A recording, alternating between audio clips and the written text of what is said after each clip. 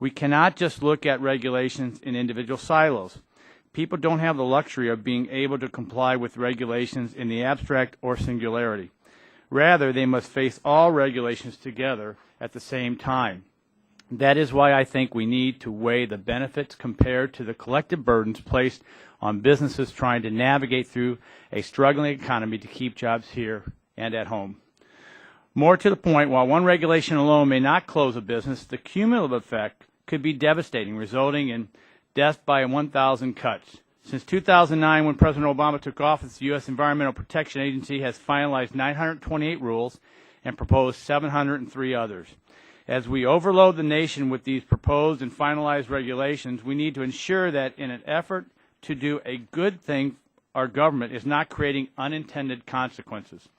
According to the U.S. Chamber of Commerce, the problem is not simply the EPA is issuing a lot of regulations. Rather, it is that it has significantly increased the number of major rules, that is to say, rules costing the regulated community more than $100 million. These regulations typically ensnare multiple industry sectors and have economy-wide costs usually measuring in billions or even trillions of dollars, making their economic impact so widespread that multiple sectors of the economy must face substantial compliance costs. This is not sustainable for our economy. Regulating existing businesses into the ground on the hope that better ones will come later is irresponsible. Policies like those have starved free enterprise, bankrupting many larger states. We must protect jobs that exist now while working to open the doors for new opportunity to do business in the United States. It is also no secret that our federal budget problem is also infringing on the ability of private persons to access capital to expand their businesses. For this reason, our regulations should attack the worst problems first, doing so in a way that avoids broad brushstrokes that insist on expensive but non-productive requirements that take resources away from businesses that would otherwise be growing our economy. There is a finite pot of resources that the federal, state, local, and private interests can bring to bear on any particular problem. Once those resources are committed to a problem, they are gone, leaving that much less to attack the remaining problems we face. Let me be clear, we are not seeking to strip basic public health and safety protections. Public health should be protected in a way that encourages all public welfare. A climate that welcomes development and encourages reinvestment creates the kind of wealth and fairness that needs to be encouraged. As chairman of this subcommittee, I work to make certain any environmental policies derived from this subcommittee will promote the public welfare as a whole while sustaining and creating new jobs and growth in our economy by letting valid, objective, and repeatable science drive the debate. This is a critical aspect EPA has strayed from in recent years, and Congress must work with the administration to refocus this attention.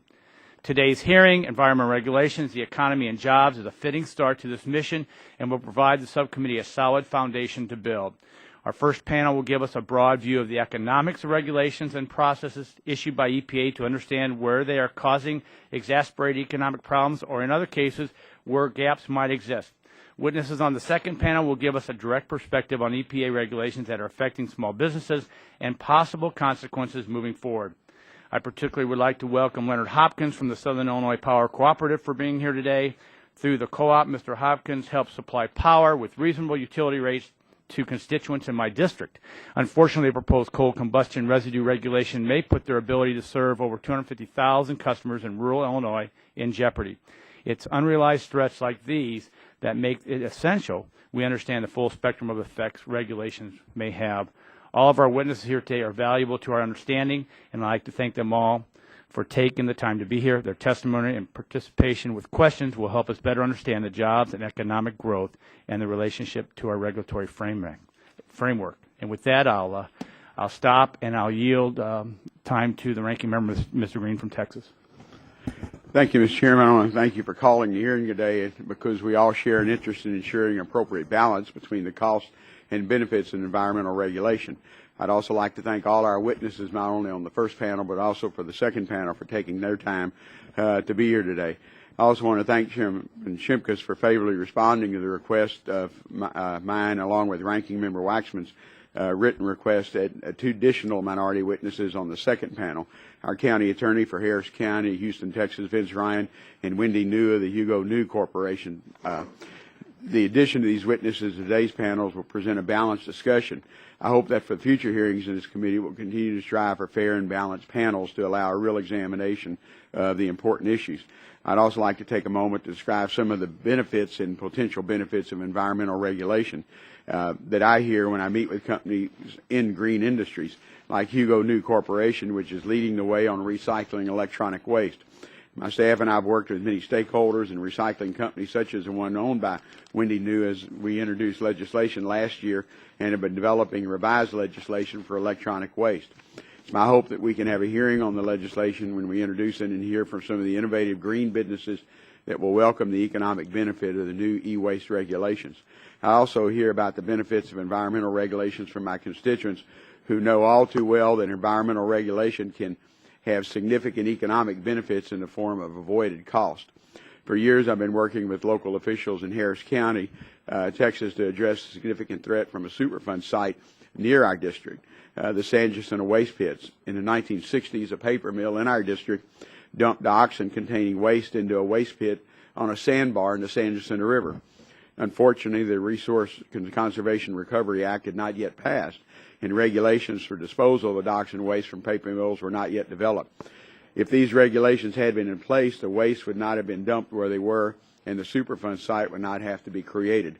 Now that the San Jacinto River has reclaimed that sandbar, the contamination is widespread and cleanup will be very costly.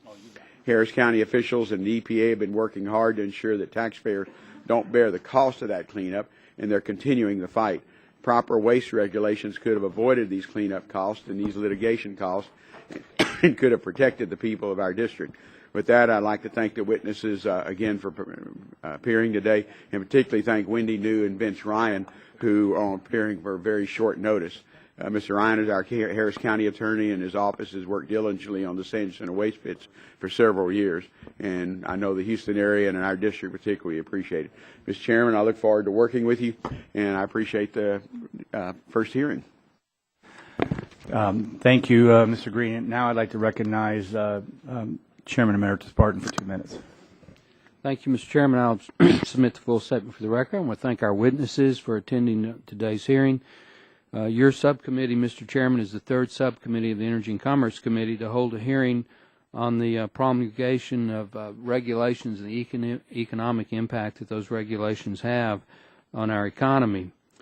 We have heard from the Environmental Protection Agency and the Office of Regulatory Affairs of the Obama administration at the other two subcommittees. Today we're going to hear from the private sector and see how these regulations impact the economies in their parts of the country.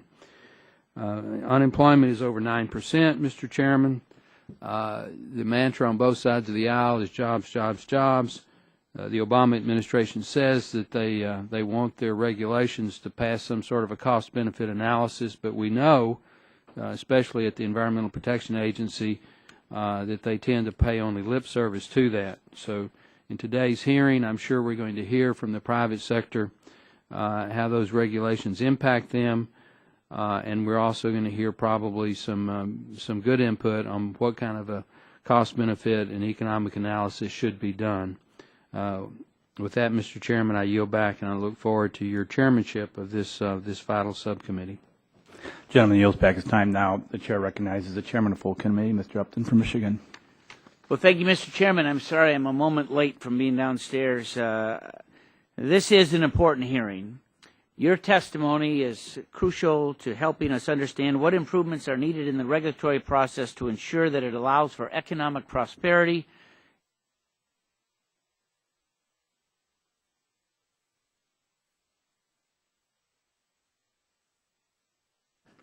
Test.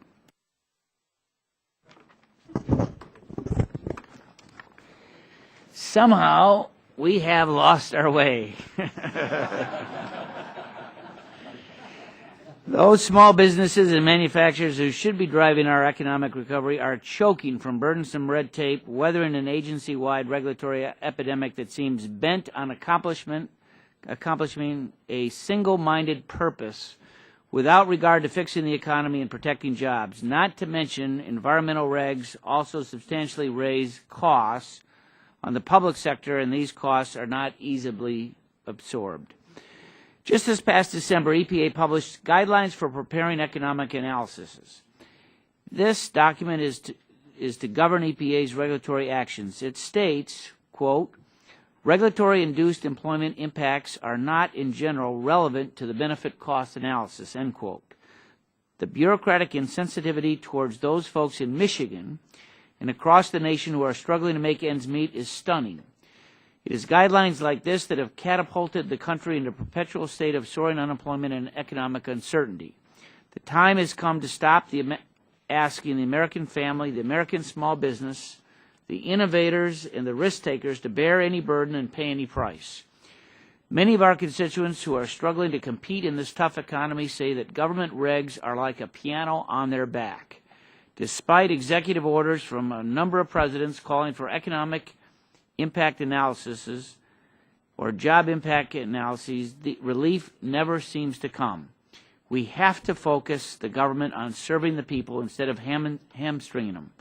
Mr. Chairman, these values and principles should drive the President in all federal agencies. No one here today is saying don't regulate. We are simply saying regulate only when the good it will accomplish clearly outweighs the harm. Today's hearing is a positive step forward on that journey to help the executive branch develop a conscience and an understanding about the impact on the economy and jobs and families for every regulation it pursues. So let's get going. Thank you. Yield back. Gentleman yields back his time. I'll recognize Mr. Gardner from Colorado for 30 seconds. Thank you, Mr. Chairman. In the short time that I have been in this Congress, I've had an incredible number of people come into my office and talk about the effect that regulations have or may have on their business. Our country is still fighting its way out of a recession, and our government's response many times seems to be adding more handcuffs than solutions. We've got an obligation to our environment, to our children and future generations, but it's time we do so in a common sense way driven by the interests of the people and not the special interests. Gentleman's time's expired. If the chairman emeritus, we only have 30 seconds left, I'll give you a chance to get situated, and then we'll let Kathy McMorris Rogers for 30 seconds. You're recognized right now. Thank you, Mr. Chairman. I thank you for holding this important hearing, and I thank all the witnesses for taking time out of their schedules to be here. I wanted to give a special welcome to Joe Baird, President of the Northwest Mining Association, for being here today. Despite effective safeguards, the EPA has decided that it needs to step in and add regulations that will all but certain drain the mining industry of its capital, making us more dependent upon other countries for important minerals. I mentioned on the floor last week, this is not what America is about, and I look forward to hearing from our witnesses on how we can keep the dream alive. I thank the gentlewoman, and now I recognize Chairman Emeritus, Mr. Waxman, for 5 minutes. Thank you very much, Mr. Chairman. Today's hearing is entitled Environmental Regulations, the Economy and Jobs. I think this is a worthy topic for discussion if we do it right. Unfortunately, I'm concerned that today's hearing may simply be a platform for complaints about our landmark laws designed to protect taxpayers and the public health. We'll hear complaints about Superfund, the Resources Conservation and Recovery Act, the Toxic Substances Control Act. We'll hear complaints about laws outside of this subcommittee's jurisdiction, like the Clean Air Act. The environmental laws we will discuss today form the cornerstone of public health protections. Before Superfund and RCRA, there was Love Canal, a New York neighborhood built atop thousands of tons of toxic waste carelessly disposed of in a ditch. Before the Safe Drinking Water Act, the American public had no assurances that the water coming from their tap was free of cancer-causing chemicals and dangerous bacteria. Today we'll hear precious little about the benefits of protecting the public health from these toxic exposures. Instead, the subcommittee is likely to focus solely on the economic costs of environmental regulations. I have no objection to discussing the economics of environmental regulation, but any fair and balanced discussion should include both sides of the equation, the economic benefits as well as the costs. Environmental regulations protect the economy as well as society from the devastating cost of pollution. In the absence of sound regulation, when polluters are allowed to pollute, the costs of that pollution don't simply disappear. Instead, innocent parties have to pick up the tab. Our healthcare system has to bear the weight of asthmatic children and more adults with cancer. Businesses have to absorb the costs of employees who miss work due to chronic illness. Municipalities have to cover the costs of cleaning up toxic pollution before it reaches drinking water supplies. Environmental regulations protect the public from these impacts. They can also spur economic growth and job creation. Expenditures for environmental compliance spur investment in the design, manufacture, installation, and operation of equipment to reduce pollution. EPA recently estimated that the Clean Air Act's total benefit to the economy is projected to hit $2 trillion by 2020, outweighing costs by 30 to 1. It is a tenet of our society that we hold people accountable for their actions and that we offer protection to those who can't protect themselves. When a coal-burning power plant fails to invest in new pollution control equipment to reduce its toxic mercury emissions, it damages the way our children think and learn. That's why the responsible party, in this case the coal plant, has an obligation to control its emissions. As I've said previously, let's put aside the false and hyperbolic claims about regulations killing jobs. No one supports unnecessary or duplicative regulations, but let's also not hesitate to regulate where needed to protect our economy and public health. Thank you, Mr. Chairman. Yield back the time. And I thank the Chairman Emeritus. Now I'd ask unanimous consent that all members of the subcommittee have 5 legislative days to submit opening statements for the record. Without objection, so ordered. Now I'd like to welcome our first panel, and you'll be recognized for 5 minutes. Your full statement will be submitted for the record. If you can do a brief executive summary, and then we'll go into questions. I'd like to first, and I want to thank you for coming. I'd like to first recognize Randall, is it Lutter? Lutter, PhD, visiting scholar from Resources for the Future. Sir, you're recognized for 5 minutes. Thank you very much, Mr. Chairman, honorable members of the committee. I'm pleased to appear today to offer my views on environmental regulation, the economy, and jobs, an important topic because both the environment and... Sir, if you could just pull your mic down a little bit further. Are important to Americans. As an economist, I believe that careful analysis of the effects of regulations can help in designing regulations to offer clear net benefits to Americans and to avoid unnecessary burdens. Careful regulatory analysis can also help promote both public understanding of regulatory decisions and accountability for the regulators. I speak as an economist who's been involved in regulatory policy for more than 2 decades. I've had the privilege of serving Democratic and Republican presidents, including positions at the Federal Office of Management and Budget, the President's Council of Economic Advisors, and the Food and Drug Administration. I'm currently visiting scholar at Resources for the Future, a nonprofit, nonpartisan organization that conducts independent research on environmental, energy, natural resource, and environmental health issues. I've conducted research at the American Enterprise Institute and the AEI Brookings Joint Center for Regulatory Studies. I have no conflicts of interest to report, and I emphasize that the views I present today are mine alone.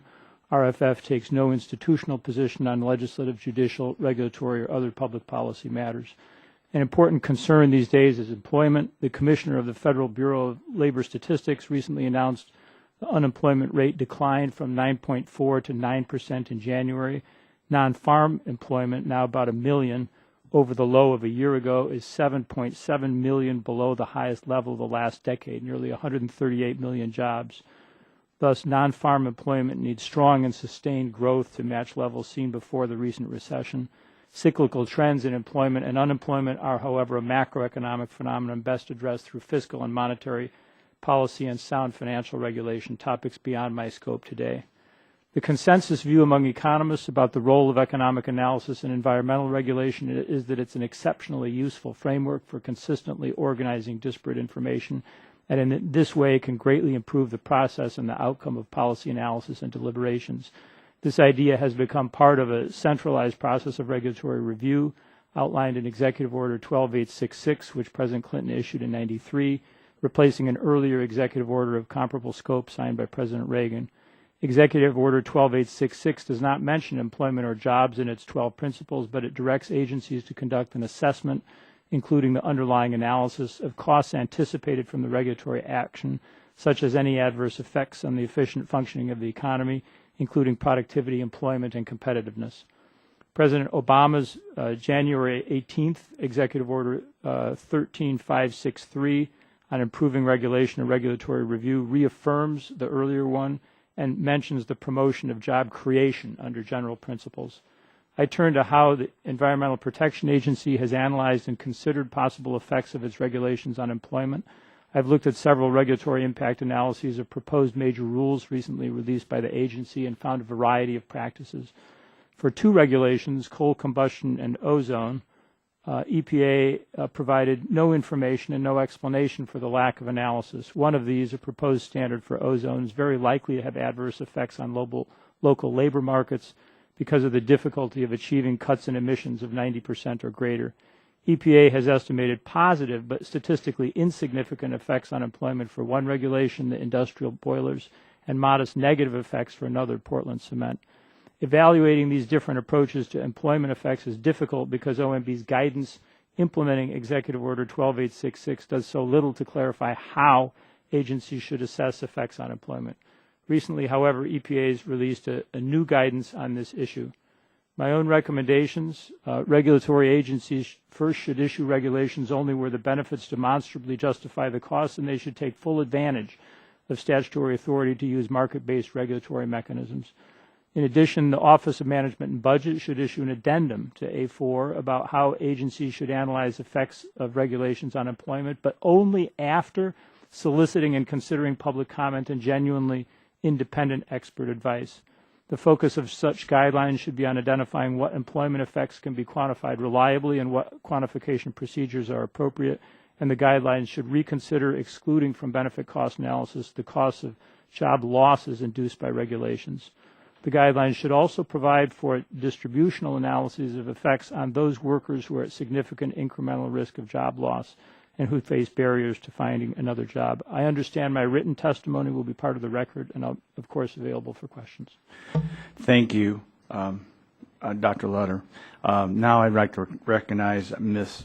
Karen Harned, Executive Director, NFIB Legal Center. Welcome, and you have 5 minutes. Thank you. Good afternoon, Chairman Shimkus and Ranking Member Green. NFIB, the nation's largest small business advocacy organization, appreciates the opportunity to testify on the importance of assessing small business impact in the regulatory process. Overzealous regulation is a perennial cause of concern for small business owners and is particularly burdensome in times like these when the nation's economy remains sluggish. According to a recent study, regulation costs the American economy $1.75 trillion a year. More concerning, small businesses face an annual regulatory cost of $10,585 per employee, 36% more than the regulatory cost facing businesses with more than 500 employees. Job growth in America remains stagnant. Although small businesses create 2/3 of the net new jobs in this country, the NFIB Research Foundation's most recent edition of Small Business Economic Trends revealed in the next 3 months, 12% of respondents plan to increase employment, while 8% plan a reduction in workforce. Small business owners consistently cite government regulation as one of their primary problems in running their business. In its most recent edition of SBET, the NFIB Research Foundation found that 17% of small business owners describe government regulations and red tape to be their single most important problem. Only taxes and poor sales were more commonly cited. In fact, for the past 26 months of the survey, regulation and red tape has been in the top 3 of problems. This is not a recent trend either. NFIB surveys demonstrate that overzealous government regulation has ranked in the top 10 of problems facing small businesses since 1991. Reducing the regulatory burden will go a long way toward giving entrepreneurs the confidence they need to expand their workforce in a meaningful way. Recently, the administration acknowledged that excessive and duplicative regulation has a damaging effect on the American economy. NFIB believes that it has been a long time coming for small business owners to hear the administration emphasize the harmful effects of overregulation on small business and job creation. We will be watching closely to see if last month's directive leads to real regulatory reform. Moreover, NFIB hopes that the President's order causes agencies to more closely follow the letter and spirit of the Administrative Procedures Act. When agencies do not follow the procedures of the APA, they frequently enact one-size-fits-all rules that are not sensitive to the unique circumstances of small businesses. An important tool in the arsenal to ensure that federal regulations are developed in a way that considers small business impact is the Small Business Regulatory Enforcement and Fairness Act. SBREFA requires federal agencies to analyze the impact of proposed regulations on small firms and as a result gives small businesses a voice in the federal rulemaking process. SBREFA, when followed correctly, can be a valuable instrument for agencies to identify flexible and less burdensome regulatory alternatives. SBREFA and its associated processes, such as the Small Business Advocacy Review Panels, are important ways for agencies to understand how small businesses fundamentally operate, how the regulatory burden disproportionately impacts small business, and how the agency can develop simple and concise guidance materials. While SBREFA itself is a good first step, in order for it to provide the regulatory relief that Congress intended, the agencies must make good faith efforts to comply with it. By following the letter and spirit of SBREFA, agencies like EPA would avoid many of the unnecessary burdens and costs of regulations small businesses experience.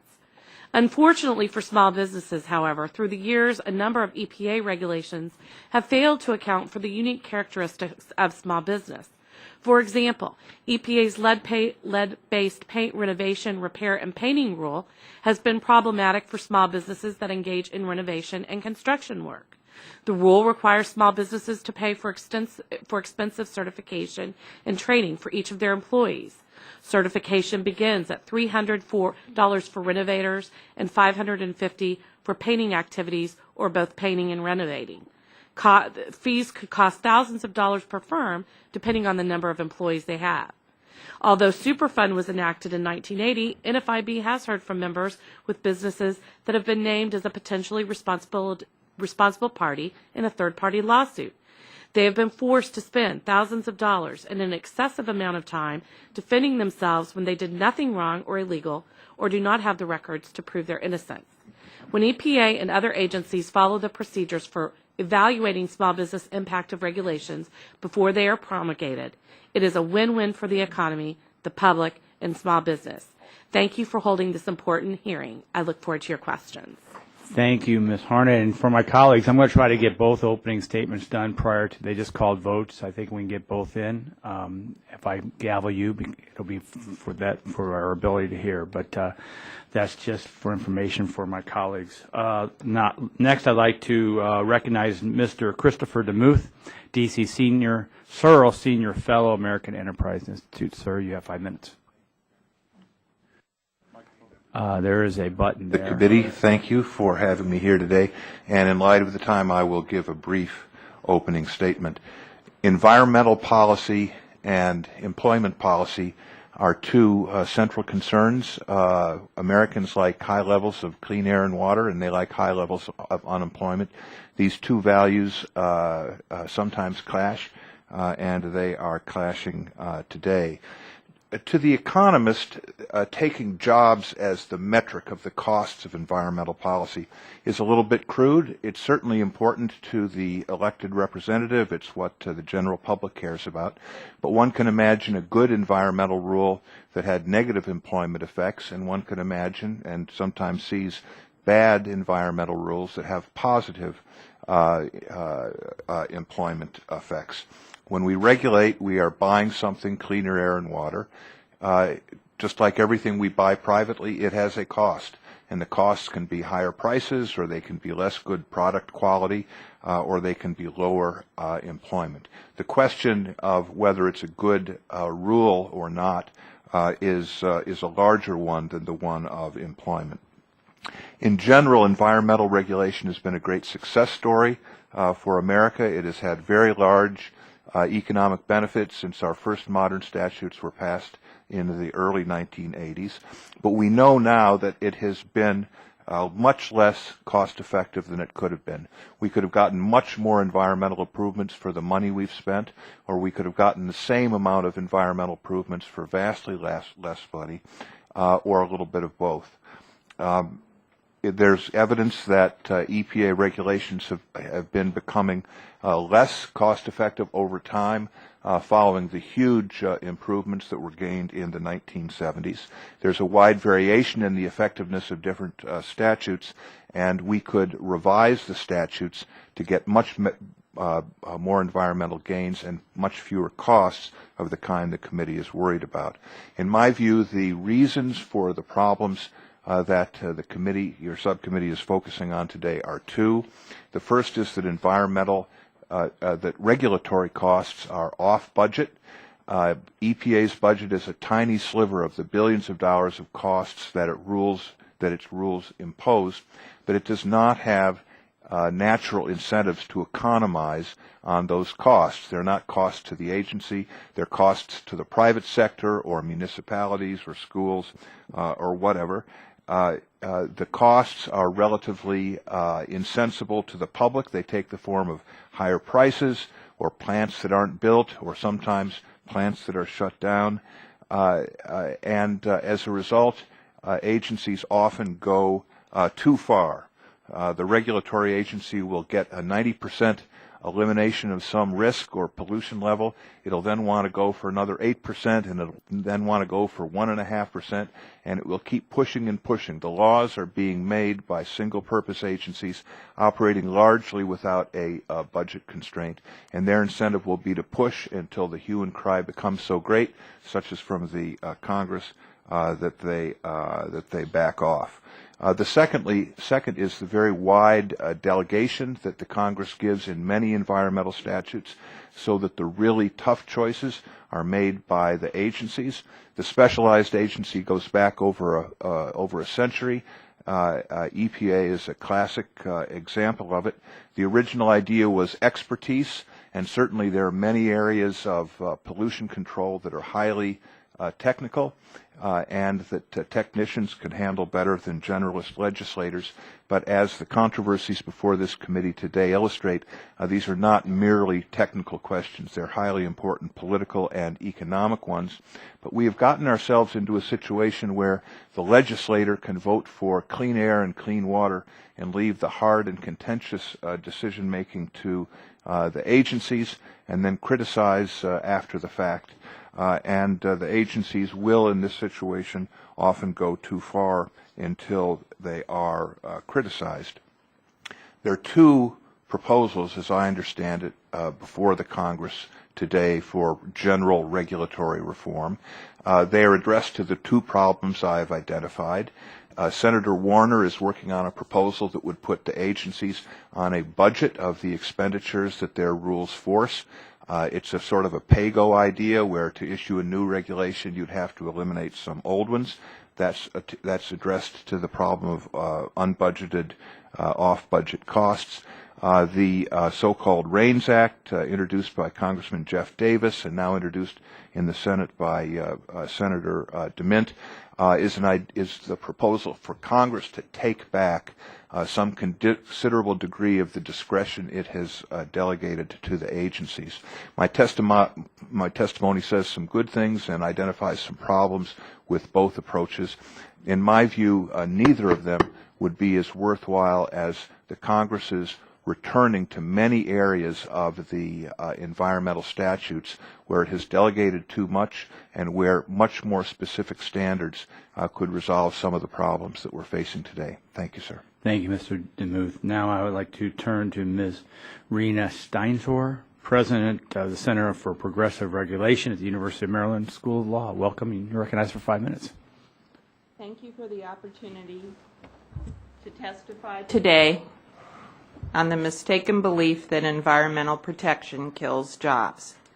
No matter how many times this fatally flawed argument is repeated, empirical evidence supporting the claim is scant and not credible.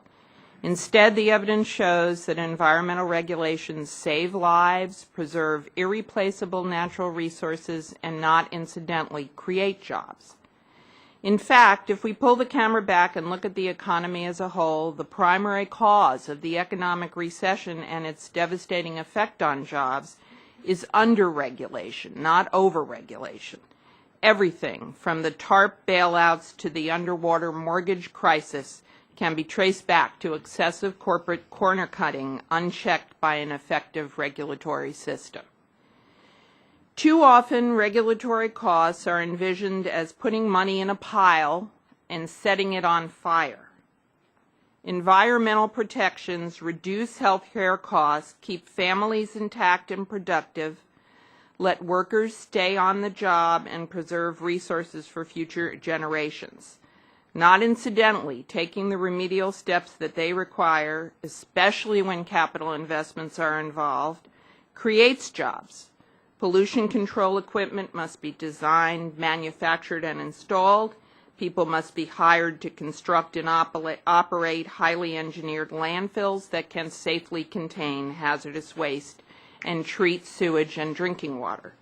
Even if we restrict the analysis of regulatory impacts to monetary investments and do not consider the ethics of preserving life, health, and nature, the money that is not spent treating cancers, asthma, or neurological disease can be used in other more productive ways.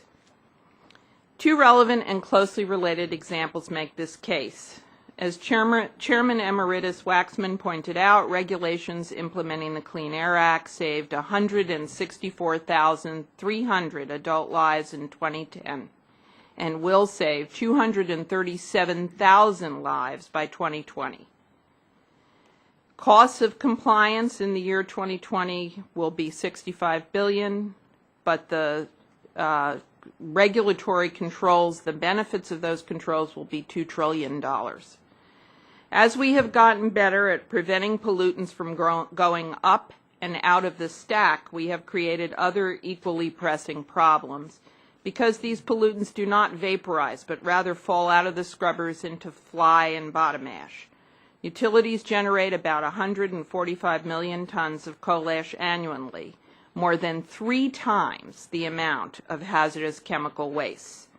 Half of this ash is dumped in so-called surface impoundments, which is a euphemism for an unlined pit in the ground. The highly toxic heavy metals present in coal include arsenic, beryllium, chromium, and lead. Burning coal concentrates these contaminants to dangerous levels.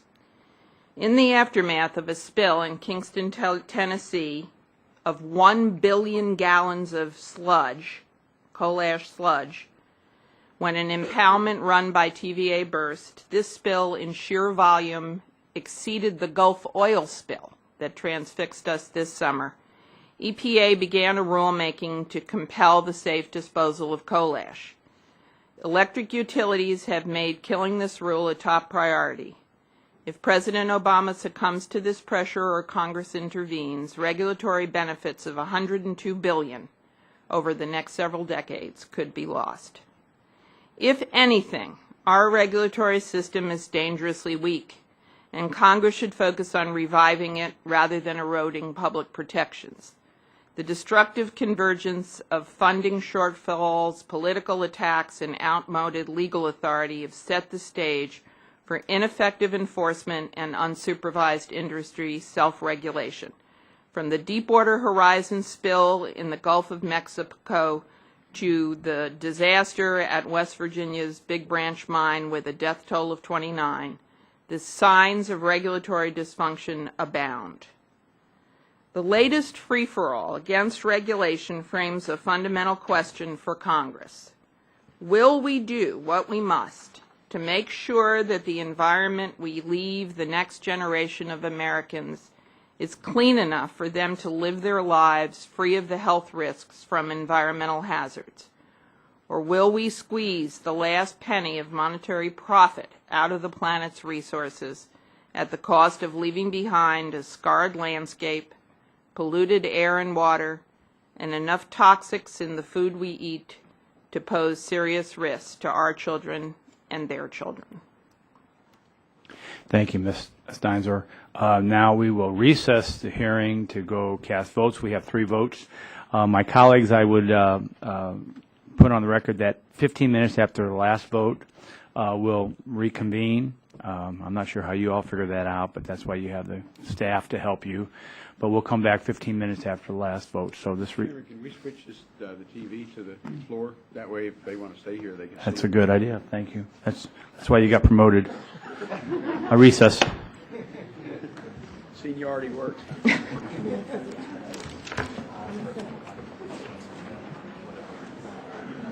should have done the shirts well.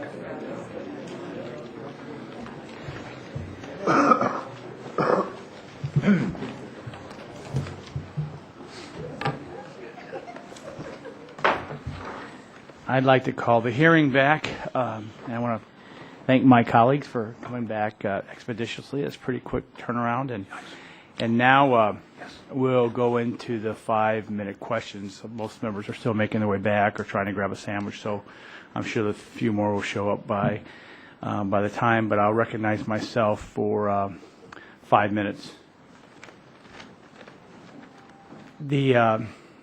First, I'd like for Dr. Lutter. You cited a breathtaking statement by EPA in June 10th. In fact, I have it right here, along with the December statement of EPA analysis.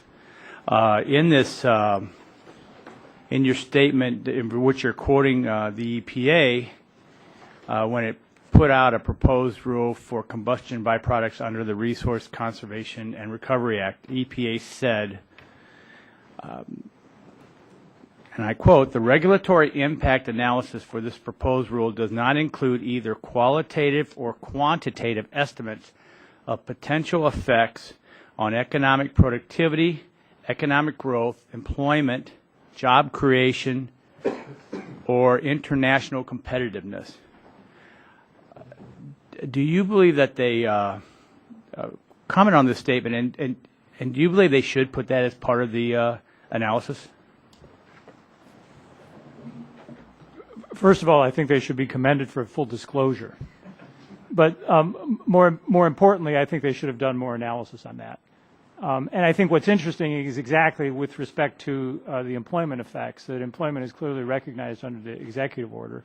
As Chris DeMuth has pointed out, employment effects are not necessarily costs.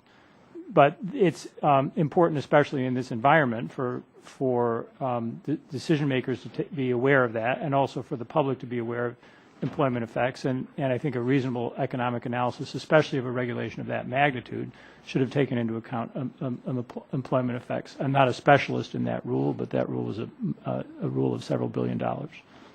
Thank you, Ms. Harned. And I don't even know, my first term, my second term, I worked with NFIB closely to get liability relief from small businesses and superfund obligations as being one of the primary responsible parties, then went after the smaller guys who weren't really involved, other than they used a municipal landfill in this case, like everyone else. But of course, two industries used it with hazardous material, and then they got pulled in.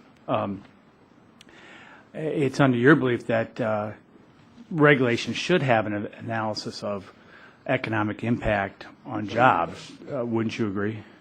Yes, and that's the Superfund example, I think, is a good one of that, and just also the key that the NFIB has seen with our members and regulation generally, which is when you talk about unintended consequences, typically you're talking about what happens with the regulation to the members I represent, the small business owners I represent. And I don't think I would assume when Superfund was enacted, nobody thought that we were going to have members letting us know that they spent $43,000 to get them out of litigation that they shouldn't even have been in to begin with. And so doing that work on the front end can help prevent those unintended consequences and can help make sure that small business owners have the certainty they need going forward so that they can hire.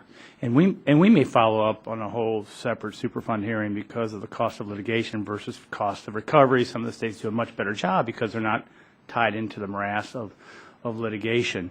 Dr.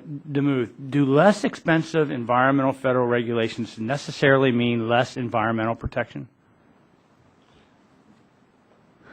No, it's easy to posit a case where a stricter rule will result in less pollution, but we have a lot of cases where EPA has found ways to reduce the costs of its regulation that have actually increased the effectiveness.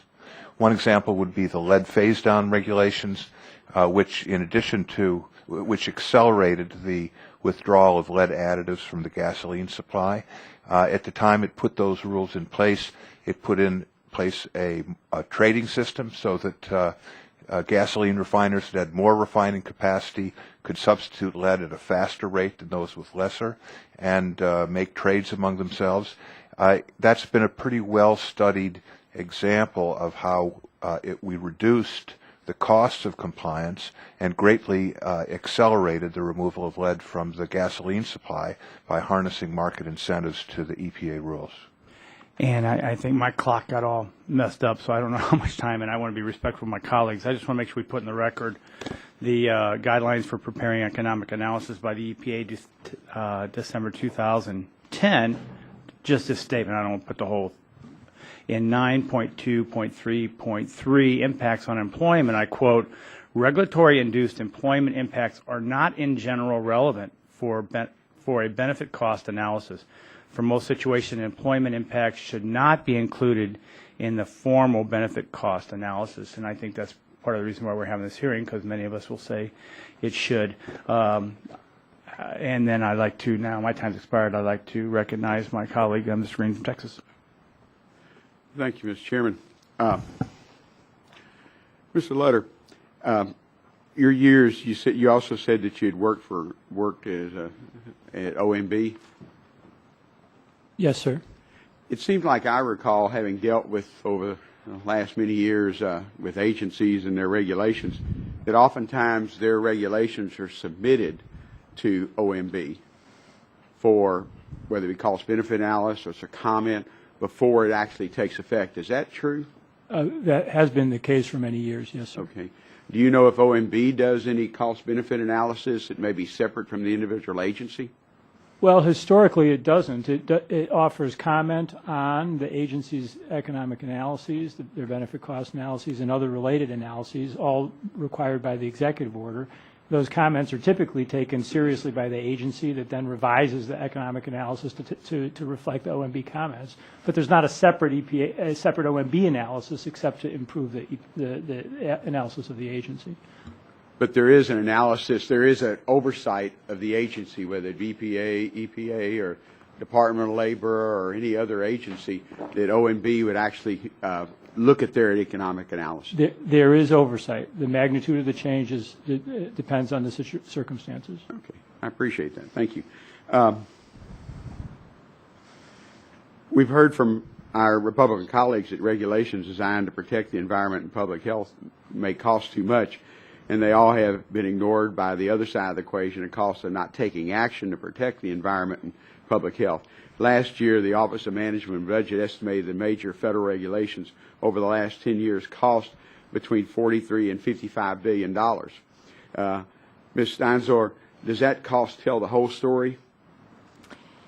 No, thank you for asking that question. It doesn't, because it ignores the benefits of regulation, and that's a very important part of this equation.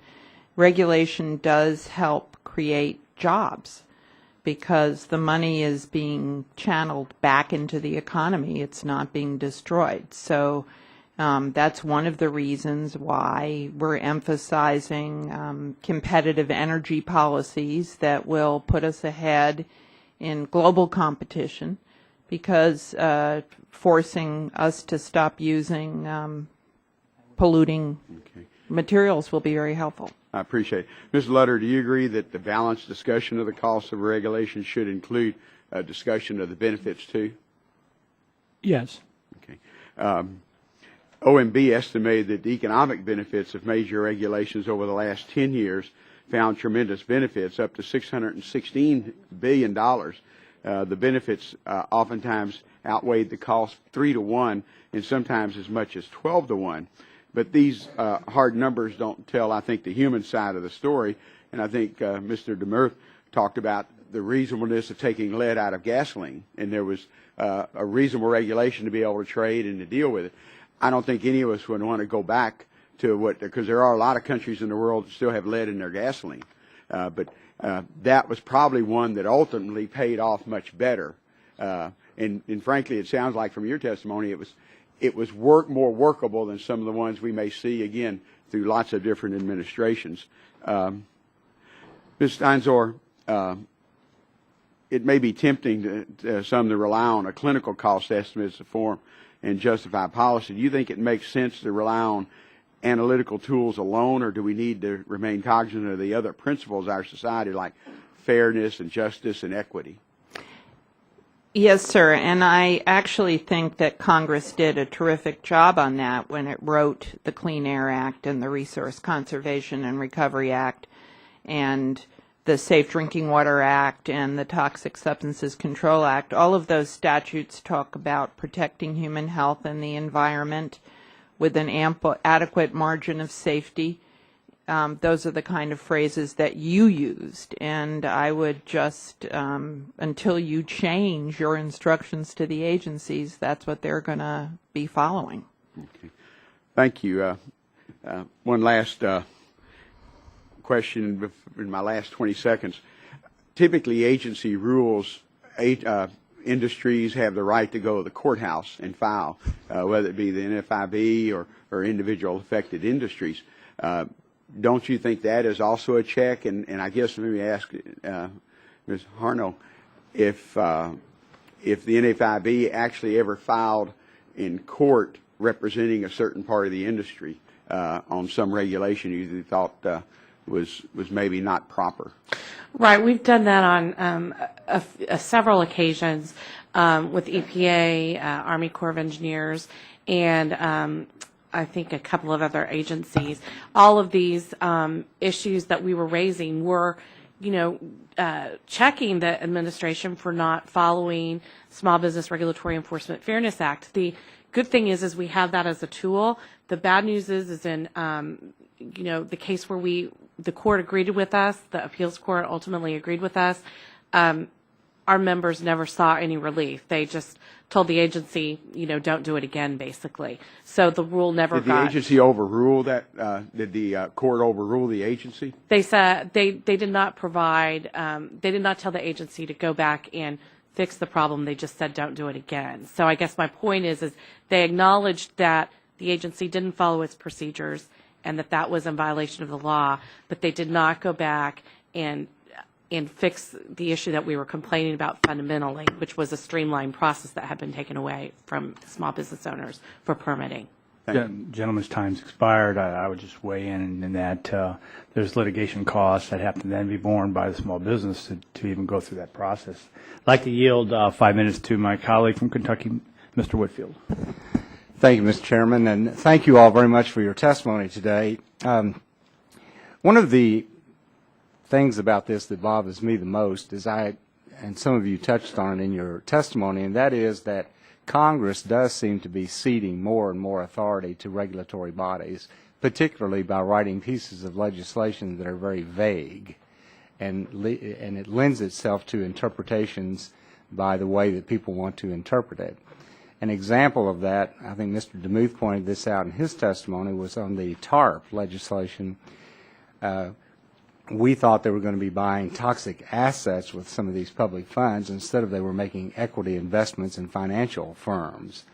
And so I'm assuming that most of you would agree with me that Congress may be ceding too much authority to regulatory bodies. Would you agree with that, Mr. Lutter? I think it's very helpful for regulatory bodies to have fairly precise instructions about what is congressional intent. It facilitates a more technical decision rather than an unfettered policy one, which is best left with elected representatives. What about you, Ms. Harnan?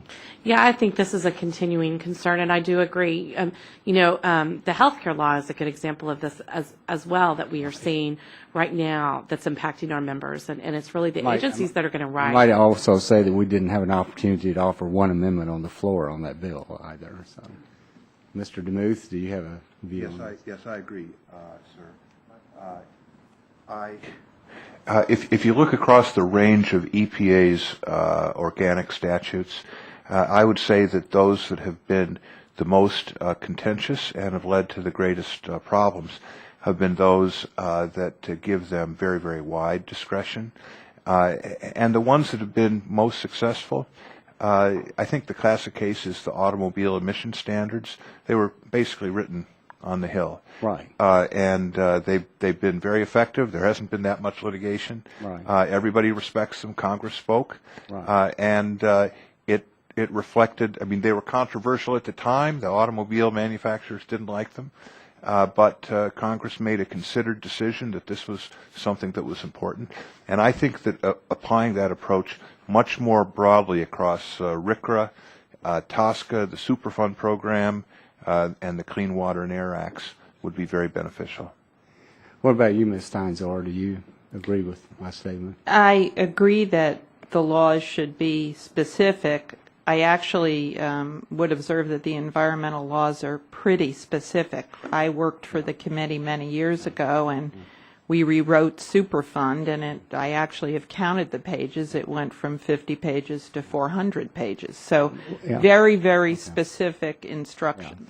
Well, you know, I think most people, certainly in my district, agree and feel very strongly that they're losing jobs because of regulations. We had a plant closed last week, and they specifically, the owner of the plant said, I'm closing this because of environmental regulations, and 200 jobs were lost right there.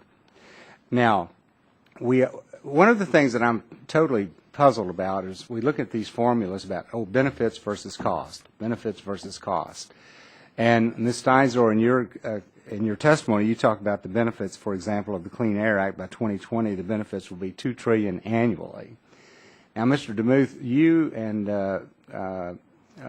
Mr. Ginsburg wrote a law journal article one time at the University of Michigan in which you looked at formulas used to determine benefits, cost-benefit analysis, and you were, I believe, critical of some of these formulas being used. Would you explain briefly why? I mean, it's so frustrating when someone say, well, the benefit is you say that a life lost would be $84,000 or whatever. Could you just comment briefly on the formulas used to calculate these benefits? I think that the approaches to calculating benefits have become more specific over time and better, but that they involve enormously large room for subjective judgment. Professor Steinzor and also Administrator Jackson last week cited a figure of 650,000 lives saved per year from EPA regulations. I regard that as preposterous, intellectually embarrassing. They think it's reasonable. What they do is they take the amount of pollution in America in 1970, and they take GDP in 1970, and they take GDP today, and they multiply it by the pollution in 1970. Now, that we probably would be saving that many lives, but you know what? We wouldn't be able to even see each other if pollution had increased that much. And then they take credit for all of the difference. So so you can see a lot of very poor procedures. And this is the administrator of EPA talking before an important congressional committee. So you can see that the opportunity for exaggeration is still immense. Gentleman's time expired. The ranking member asked if we could allow Ms. Steinzor to, because some of her testimony was questioned, a brief response. So I'm going to ask unanimous consent that we allow Ms. Steinzor to respond for a minute. Without objection, Ms. Steinzor. Thank you. The estimates of benefits that are made under things like the Clean Air Act and other statutes are very low, because we assume, for example, that if a child is brought to an emergency room with an asthma attack, that attack is worth $363. I don't even think they let you through the door or give you a plastic ID bracelet for $363. And the cost of a non-fatal heart attack in a person under the age of 24 is $83,000. So unless you actually die of your heart attack, that's all the amount of money we think it's worth to prevent having you exposed to air pollution that can make your heart disease worse or worsen your asthma. So these benefits, I would disagree with Mr. DeMuth. These benefits are likely to be much, much higher than what EPA says they are. And thank you, ma'am. I'd now like to recognize Congressman Joe Pitts from Pittsville for 5 minutes. Pennsylvania. Thank you, Mr. Chairman. Mr. DeMuth, in your written testimony, you state, quote, on the cost side, these include higher prices, the loss of many good things outside the realms of environmental quality and employment, such as the quality and reliability of some products and services, end quote. Could you please give us some examples of quality and reliability losses, and does this affect the ability of businesses to access capital to either comply with more burdensome requirements or to simultaneously comply and hire, expand their businesses? The costs could certainly take the form of those you suggest. I had in mind more kind of direct and obvious things. Sometimes installing pollution control gear simply raises cost. Sometimes it lowers the utility of a product. The hardware that we use to control pollution on cars degrades the performance of the car. We've all gotten used to it, and pollution has gone down enormously, but the performance of cars in terms of miles per gallon is less than it would have been otherwise. A good example for people in the Washington area, especially those that have experienced power outages in the past couple of weeks, is the reliability of our power system. The Clean Air Act, through people on the staff who are down in the weeds will understand this. The Clean Air Act discourages plant modernization in the electric power business because of a curious anomaly in the Act where if you try to, you may have a lot of good reasons for renovating your plant. If you renovate the plant, it will reduce pollution and make the power supply much more reliable. But you trip yourself into some much more stringent regulations, and so power companies tend to defer and delay. And EPA has been trying to fix this for 20 years. It's something that I would recommend to legislators to fix. It hasn't been able to do it, and I think that the effect on keeping our power grid up to date through keeping the generating facilities up to date has been very substantial. Thank you. Ms. Harned, you say that small businesses spend 36% more per employee to comply with environmental regulations than larger businesses, while small businesses provide 2/3 of the new jobs. Does this mean that the Small Business Regulatory Enforcement and Fairness Act simply does not work? It works when it's followed, again, the letter and the spirit of it. What we have noticed is when the Act was first introduced, there was more of blatant noncompliance, I think, than you would find today, 20 years later, though that still occurs. I think what you see, though, is ways to do the end run around it, to maybe not certify a rule that otherwise would be certified, to have a more in-depth small business analysis. And our view of the world is, look, once these regs are on the books, they're on the books, and getting them off has proven to be very difficult, if not impossible. Why not do your homework on the front end and make sure that you use the tools that are given to you through the law to solicit small business impact and really understand how a regulation is going to work before implementing it. I know it takes time on the front end, but it's much better to do it that way than have to clean up a mess later, like you saw in Superfund and other things like that. Thank you. Mr. Lutter, finally, do you believe that the creation of new enforcement and compliance jobs related to the issuance of a new rule should be given substantial weight in the net jobs calculation? I have concerns about a net jobs calculation, even though I understand its appeal to many parties. I've tried to articulate a preference for a conventional calculation of benefits being shown to justify costs as a basis for issuing a regulation, I think, having said that, there's a variety of effects on employment that are also legitimate to consider in that benefit cost calculation. And my survey indicates that some analyses for some regs are not doing that. I think with respect to enforcement jobs themselves, if there's an enforcement job in the regulatory agency and that function is now required to ensure compliance with the rule, then that job is a cost of the rule and ought to be considered as such. Similarly, if there's an enforcement compliance officer in the regulated industry that now is not otherwise hired and that person's sole function is to ensure that they're complying with red tape, that's also a cost. Gentleman's time expired. The chair now recognizes the gentlelady from California, Ms. Capps. Thank you, Mr. Chairman. I would like to turn to Mr. Demuth. Thank you for the testimony of each of you. Mr. Demuth, your testimony suggests that environmental regulations are no longer as cost effective as they once were because the marginal benefits have decreased. Essentially, you are suggesting we've kind of already largely solved the problem of pollution.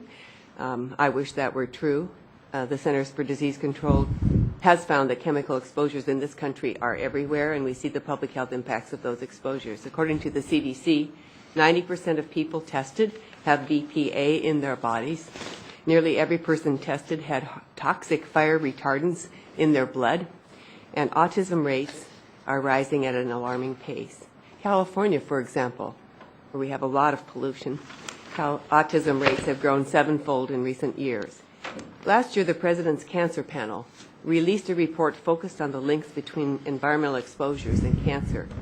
As they noted, in 2009, 1.5 million Americans were diagnosed with cancer, and 562,000 died from the disease. The panel concluded that reform of the Toxic Substances Control Act is, and they made quotes around this, critically needed. Mr. Demuth, are these experts and scientists wrong to say that we need to be doing more to address environmental exposures to harmful chemicals? I don't think they're wrong, and I don't think you're wrong. And I'm sorry that I think you may have misinterpreted what I said. I said that I thought that EPA regulations were becoming less cost-effective over time. I didn't say there was no pollution left. I didn't say there was nothing left to do. To take your CDC case, one of the toxic pollutants people have been most concerned about has been mercury. Mm-hmm. The CDC measures of mercury, for example, women 15 to 40, they're conventional categories. The measured amounts have been below their reference rates since about 2000. And I don't want to cut you off, but I want to move on because I have other questions. But we okay. do agree. If you look at mercury regulations that EPA is dealing with, the amount of additional mercury being subtracted is extraordinarily small at high cost, and that compares. That's to not the same with every kind of a chemical, though. But I agree. No, that's an example of what I had.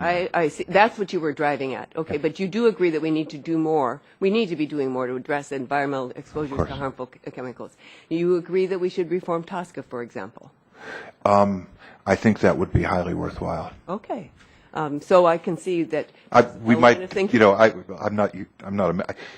What I would want to do with the act, I'm not sure, and I don't know what the various proposals are. Let me turn then to Ms. Stenzer, and I appreciate very much your answering my question. Ms. Steinzer, what do you think? Do you think we need to be doing more to address environmental exposures to harmful chemicals? Yes, we need to be doing a lot more. And to use your example of the Toxic Substances Control Act, we have, many people don't realize this, but we don't test chemicals before they're put on the market in this country. And we wait and see what happens. We wait and see what happens, and people are basically human guinea pigs when that goes on, and very big need to revise TSCA in that way. Well, some of my colleagues, we hear a lot from them about the failures of the current regulatory system. They suggest that the failure is a result of staffers at the agencies running amok.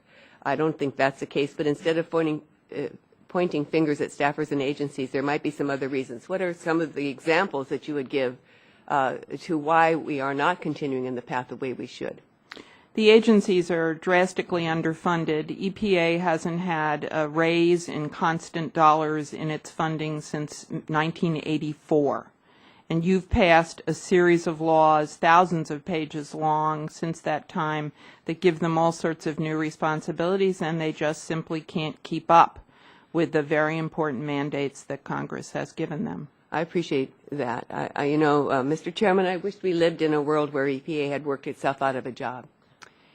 Someday, perhaps we'll be able to do that, but cancer patients and parents of autistic children nationwide know that we're not there yet.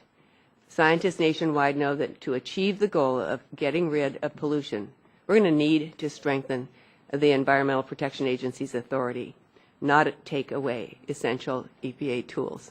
And with that, I will yield back. I thank the gentlelady, and I'd like to yield to the gentleman, Congressman Bass, for 5 minutes.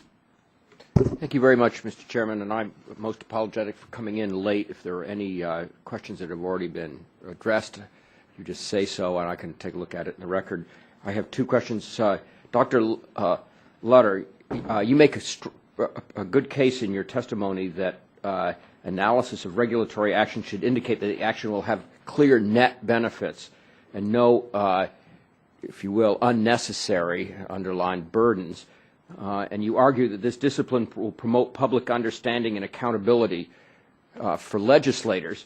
Will the result of that kind of policy be fewer regulations or better regulations, in your opinion? Or fewer new regulations? Thank you. I think it's the result will be an improvement in regulation, which would be measured both by the quantity and the quality. I think of this really as the analysis has two functions to perform. One is it has a function to let the regulators at the regulatory agency and at the White House know about the intended effects, so that they know when they're regulating what's the best estimates available to them about the consequences of their regulatory decision, surely for public health and safety, also for cost, but especially in this constrained environment on unemployment. I think that's something that is fair for them to be informed of. But also with respect to public accountability, I think then the question is there information being given to Congress and to the public about what the government knows about the consequences of its regulatory decisions, and provided that the analysis is carefully done to meet credible standards, and I think that public accountability function can be helped by more credible analysis of regs. All right. Dr. DeMuth, do you think that the Administrative Procedures Act and regulatory reviews are being used in assessing the true needs and appropriate burdens for federal regulations and making appropriate adjustments when required? Congressman, I'm afraid I don't have a very helpful answer to that. The Administrative Procedure Act basically requires the agencies to make decisions that comport with the statutes and to follow certain procedures for notice and comment. And then it has a fallback saying that decisions can't be arbitrary or capricious. I think that's basically a pretty good structure. There's a lot of talk in Washington these days about the quite surprising growth in the use of a technique called interim final rules. A lot of agency rules in the past year, I think because the agencies are swamped, in part because Congress gave them a lot of new business to do in some big statutes last year. And they are resulting to interim final where they just announce what they're going to do. There's no notice and comment at all. That was intended as a sort of an emergency procedure where here's our interim final, but now we're going to have a rulemaking proceeding. But in a lot of cases, it appears that the interim final rules are really going to be the final rules. So that, I think, suggests some problems with the APA that might be addressed. Do you think that there was any significant discretion on the part of the agencies in the amount of rulemaking, understanding that the Congress may have burdened them with new requirements, but could they have taken a different route that might have resulted in a lighter regulatory burden? Yes, sir. Yes, sir. That's a pervasive effect, a pervasive phenomenon. There are lots of statutes in the environmental area and many others as well that give the agencies very, very wide discretion in making hard trade-offs between various goods, and the single-purpose agency, whether it's the EPA or the FDA or whatever, is always going to favor the goods that you all in Congress instructed it to promote. That's its job, but when you give it a lot of discretion, you can expect the agency to push and sometimes go too far. Thank you, Mr. Chairman. I thank the gentleman. The chair now recognizes the gentleman from Ohio, Mr. Lotta, for 5 minutes. Well, thank you, Mr. Chairman. Appreciate the time, and thanks to our panelists for being with us today. Just a lot of questions, and just kind of give you a little background of where I'm coming from. I represent the largest manufacturing district in the state of Ohio. 2.5 years ago, it was the 9th largest in Congress, and I'm not going to tell you where we are today and what's happened. But, no one out there in my district or across Ohio or across this country doesn't want to say that we don't want clean air or clean water. But, if I could start with Mr. DeMuth on going back to your page 3 of your testimony, which I found interesting. Again, you're talking about the percentages that are out there and where things have gone. You said, and talking about the 70s and the 80s. He said in both cases, the single-purpose agency having achieved, say, a 90% reduction in risk for pollution will then wish to tackle another 8% and then on. And so, I'd just like to kind of start with that because I've got communities in my district that draw water from, we got a lot of rivers, but the EPA standards are getting to such a point that the parent companies of these plants that are located in these communities are saying, if your cost goes up anymore, we're going to pull you. And so I found your testimony interesting because that's going on in our area right now. And I just wonder if you could comment on what you've seen also nationally. What did you say at the end? Comment on? If you could, nationally, if you could comment on that, if you've seen other statistics nationally on that. I wish I could be more helpful. I mean, there's a lot of evidence, such as the kind that you cite. When I was working on these matters in the government, I would see a lot of them. I think that there are many EPA rules that are very sensible and well crafted, but the general tendency is to push much too hard, and it is one of the best things that's been written about on the subject is by Justice Breyer of the Supreme Court when he was an academic. He wrote a book called Squaring the Vicious Circle, and he pointed out that single-purpose expert agencies without a budget on compliance costs will try to go all the way to 100%. And as the costs get higher and higher, you get more cases such as those in your district, and they will essentially push until they get somebody pushing back, which is what's happening today. Thank you. Pardon me. Ms. Harnard, Ms. Steinzor said a little bit ago that regulations create jobs. Do you agree with that?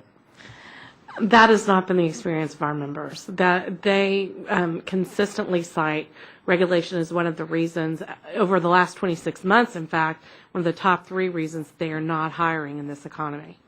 Let me ask you this. Have you heard of any of your other NFIB members out there have situations like this? Again, when I'm home, I go through maybe 2 to 3 to 4 plants a day, and they're either very small or very large. But I was in one place, and it was kind of disconcerting because the gentleman said that after I heard him talking about some situation he had with the EPA, I said, well, what was it that the EPA said when you talked to him? He said, well, here's the problem. He said, he told him that if you had to implement all these regulations, that they're going to put him out of business. And the comment back to him from the regulator was, we don't care. Right. And I feel like that is very much the sense that we get from our members, from the regulators, and also the concern that they're always the concern that it's a gotcha mentality on enforcement and that you really can't win. If they come in your place of business, there's so much on the books, they're bound to find something. And that really is not what helps public health and safety anyway. You want to be having more of a partnership approach. This worked really well, truthfully, in the the last probably 9 years with OSHA, where they were really working with small business owners to help them understand their obligations. Compliance assistance was very much a focus at that agency from 2000 to 2008, and as a result, you saw injuries go down. I mean, we have proved to show that you can get positive benefits for the public by having more of a cooperative approach with the regulators instead of a gotcha mentality. Thank you. And Mr. Lutter, if I could, on page 7 of your testimony, I found something also interesting because I tell you with my district, I've seen it all the time. You cite a study from a Michael Greenstone, who's now with MIT, talking about the question of comparing counties that were and were not in attainment and under the Clean Air Act. And I know of the situation in my district where contiguous counties to a larger county were all placed on a non-attainment because of the one county being just an artificial line is how they drew it, and everybody fell into it, even though the other counties were not in the situation of being non-attainment. But I know that you say on page 8 then of your testimony that these estimates probably overstate the national loss of activity due to non-attainment designations, but I can see that jobs are being moved because of this non-attainment, and just wondered if you could just comment again on that. Well, this is actually a very interesting study that you cite precisely because it's one of the most careful, comprehensive, authoritative, it's Journal of Political Economy, reviews of what in many ways is a cornerstone of the Clean Air Act. And though that's been extensively studied, one question is just retrospectively, if you look all at the non-attainment versus the attainment counties, what does it do? And the answer is you get these large adverse effects on employment in the non-attainment counties. The author quite appropriately says, well, there is this risk of a certain amount of shifting of jobs to the attainment counties, which could be interpreted as a result of two things. One is the regulations are less onerous there, and the other one, of course, is the air quality is better. So maybe people are moving for that reason as well. What I think is interesting is the extent to which that analysis may speak to current dilemmas, because as I pointed out, one of the regulations that I looked at is also the Ozone National Ambient Air Quality Standard, and that's been repeatedly, I know it's not within the jurisdiction of this committee, but it's been repeatedly revised, and it's interesting how, as an illustration, Chris Demuth's point, it points to more and more increasingly stringent options being considered and adopted by the regulatory agency, even at the detriment of costs and compliance costs. Thank you, Mr. Chairman. Gentleman's time's expired. Chair recognizes the gentleman from Mississippi, Mr. Harper, for 5 minutes. Thank you, Mr. Chairman, and I appreciate each of you being here and shedding some light on this. And I can only tell you that I can't find a business or an industry in my district that thinks that they're under-regulated.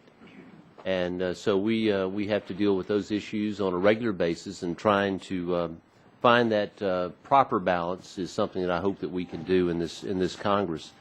And the question I would have for you, Mr. Demuth, is are you concerned that by proposing the use of performance standards that you're actually encouraging the federal government to dictate the means of production or investment in manufacturing in this country?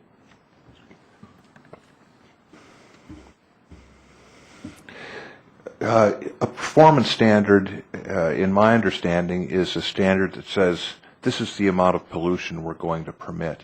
And I generally think that that is superior to a technology standard that says this is the way you're going to manufacture tires, or this is, so in general, I think that performance standards involve less dictation to businesses about how they will meet pollution obligations and have more flexibility. There are cases where I think that the advantages of performance standards outweigh this, but in many, many more cases than we permit today, I would think that moving to performance standards would be a step in the right direction. When you're looking at the environmental standards or statutes that are in place, what comes to the top of your list on what most needs to be reformed? If you had to identify a couple that you think are definitely in need. I would say in the jurisdiction of this committee, the RCRA and Superfund statutes, I think that they've produced some good, RCRA's definitely produced some good things. Together, I think they've been woefully inefficient. I think probably the worst environmental statute is outside of your jurisdiction, and that is the National Ambient Air Quality Standards portion of the Clean Air Act with all of the state implementation plans. There's an enormous amount of waste and inefficiency simply in the administration of this program. And if you compare it to automobile pollution standards, what Congress has done directly in the acid rain and ozone standards, where we had Congress itself making a decision reflecting the consensus of our representatives as to what the standard was going to be and how fast we were going to pursue it, I think those have been much more effective. And if you go back to 1970, you can see why people were interested in this state implementation plan approach, but it's become a bureaucratic quagmire, and it's not doing anything good for the economy or the environment. Or it could be doing much more. And I'd love to have your take on how you view the large federal deficits and amount of federal spending, what impact you're seeing that have, in your view, on businesses in this country. I think that it's a powerful suppressant to business investment because it creates the idea that our national government itself will be at risk, that our borrowing will be downgraded. These are things that a lot of business people take seriously, and it leaves them like consumers wondering about our future and making them much less likely to make large capital investments. Thank you. Yield back. Gentleman yields back his time. Chair recognizes the gentleman from Louisiana, Mr. Cassidy, for 5 minutes. Ms. Steinzor, am I pronouncing that correctly? I came in Yeah. late. You know a heck of a lot more than I do about this, and I'm actually going to go just to explore the theoretical, which is not under our jurisdiction. I'm going to speak about Clean Air Act, but I'm just interested in picking your brain because I kind of agree with these folks, so I learn, if you will, from you whom I may agree or disagree. Clearly, the elephant in the room of our economy is whether or not CO2 and greenhouse gases are going to be regulated. Of incredible concern to my district, from Baton Rouge, Louisiana.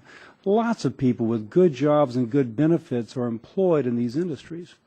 As I read about the cap and trade bill, one thing that they said was almost inevitable, there'd be carbon leakage. People would just move their carbon-intensive enterprises to another country, losing the jobs, just shipping the jobs overseas, but still emitting the greenhouse gas. Just accepting for the sake of argument that this is a concern, And then I think I recently saw a big steel plant out of Spain relocated, just shut down. When I asked why, they said, well, heck, they just sold their credits. It was easier for them to move their carbon-intensive or energy-intensive enterprise elsewhere than to put up with the regulations. And I'm thinking as I look at Spain's fiscal mess, wow, maybe this contributed to the fiscal mess. So in the theoretical, where a regulation or a regulatory environment comes in and says, thou shalt, and the easiest way to comply is to say adios and to move down to some place where they speak Spanish or Chinese or you name it. Regulation doesn't kill jobs in that regard. You follow what I'm saying?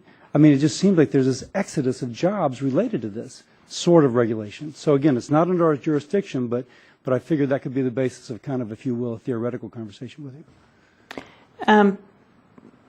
I would point to perhaps the most devastating event in your state, which would be the Deepwater Horizon spill. Now, if I may,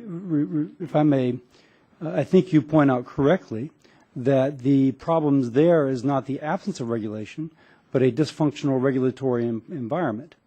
And I would also point out that ongoing, we have a jobs moratorium now because they can't, although with resources, they can't pull their regulatory environment together.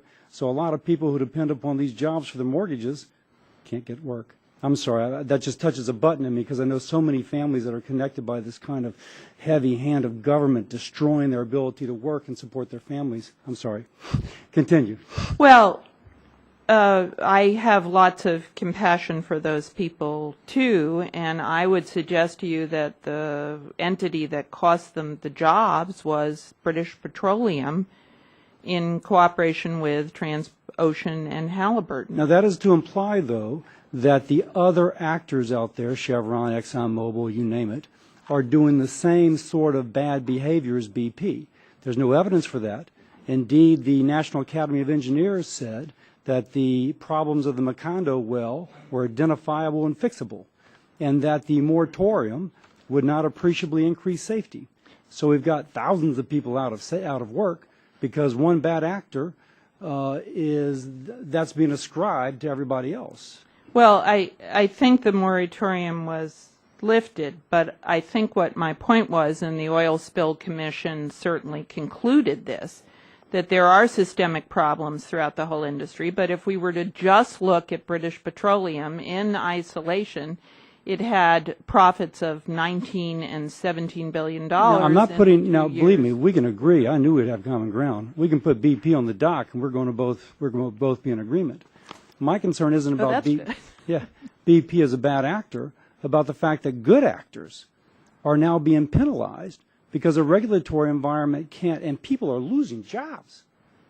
I mean, jobs, they got rigs moving to the coast of Africa with the jobs that go with it, because the regulatory environment will not get off bottom center to allow good actors to again begin to work. Now, to me, that just seems a total kind of tyranny of the regulator. Well, again, we have 55 inspectors in the Gulf of Mexico to inspect 3,500 oil rigs and production platforms. So I am not going to lay a bet that there won't be another spill.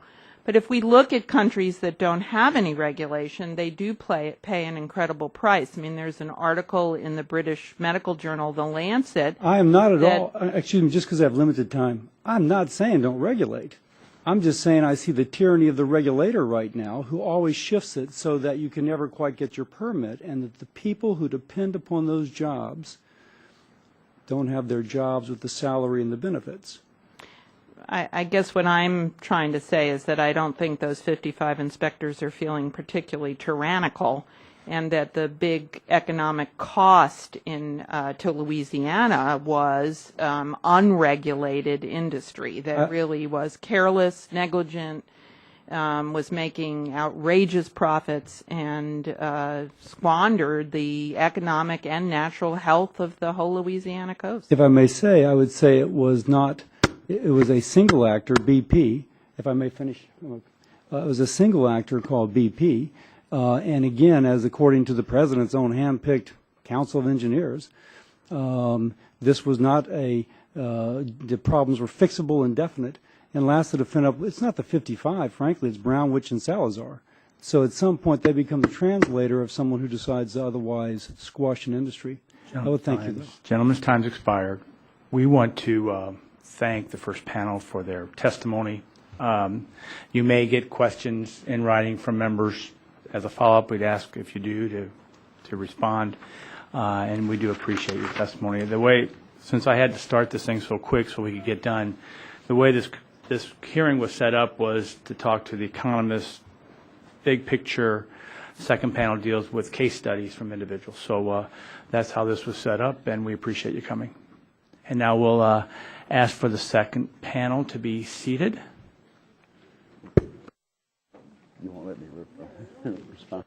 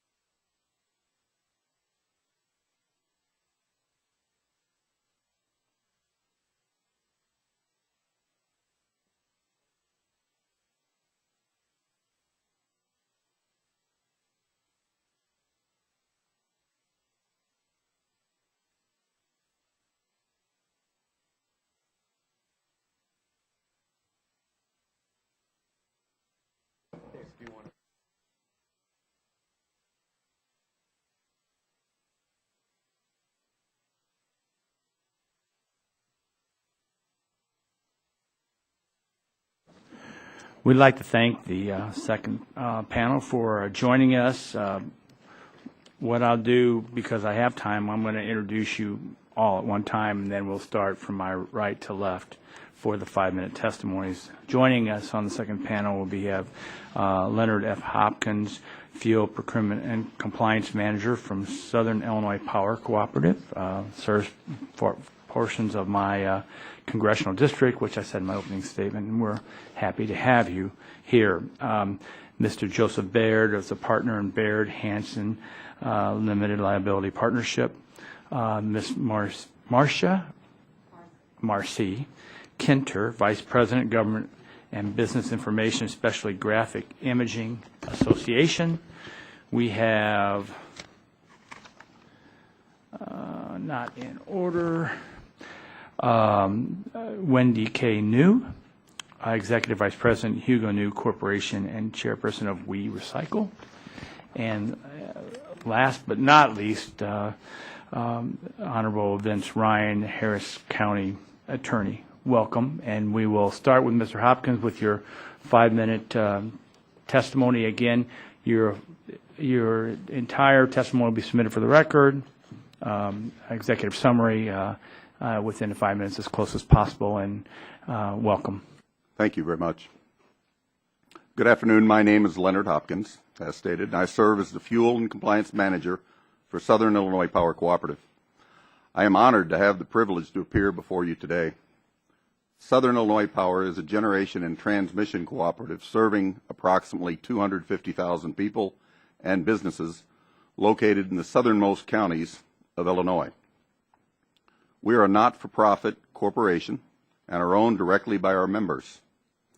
SIPC operates one power generation station south of Marion, Illinois, which utilizes 2 coal-fired boilers to generate power for its members. When each of these boilers was built, they were equipped with the state-of-the-art pollution control equipment that would allow them to burn Illinois bituminous coal and meet all environmental regulations. We continue to comply with such regulations today. The coal combustion residue regulation being proposed by EPA poses a serious threat to the economic survival of the cooperative for which I work. While my comments will focus on the effects EPA's decision could have on Southern Illinois Power, I believe these comments also reflect the sentiments of many of our nation's electric cooperatives.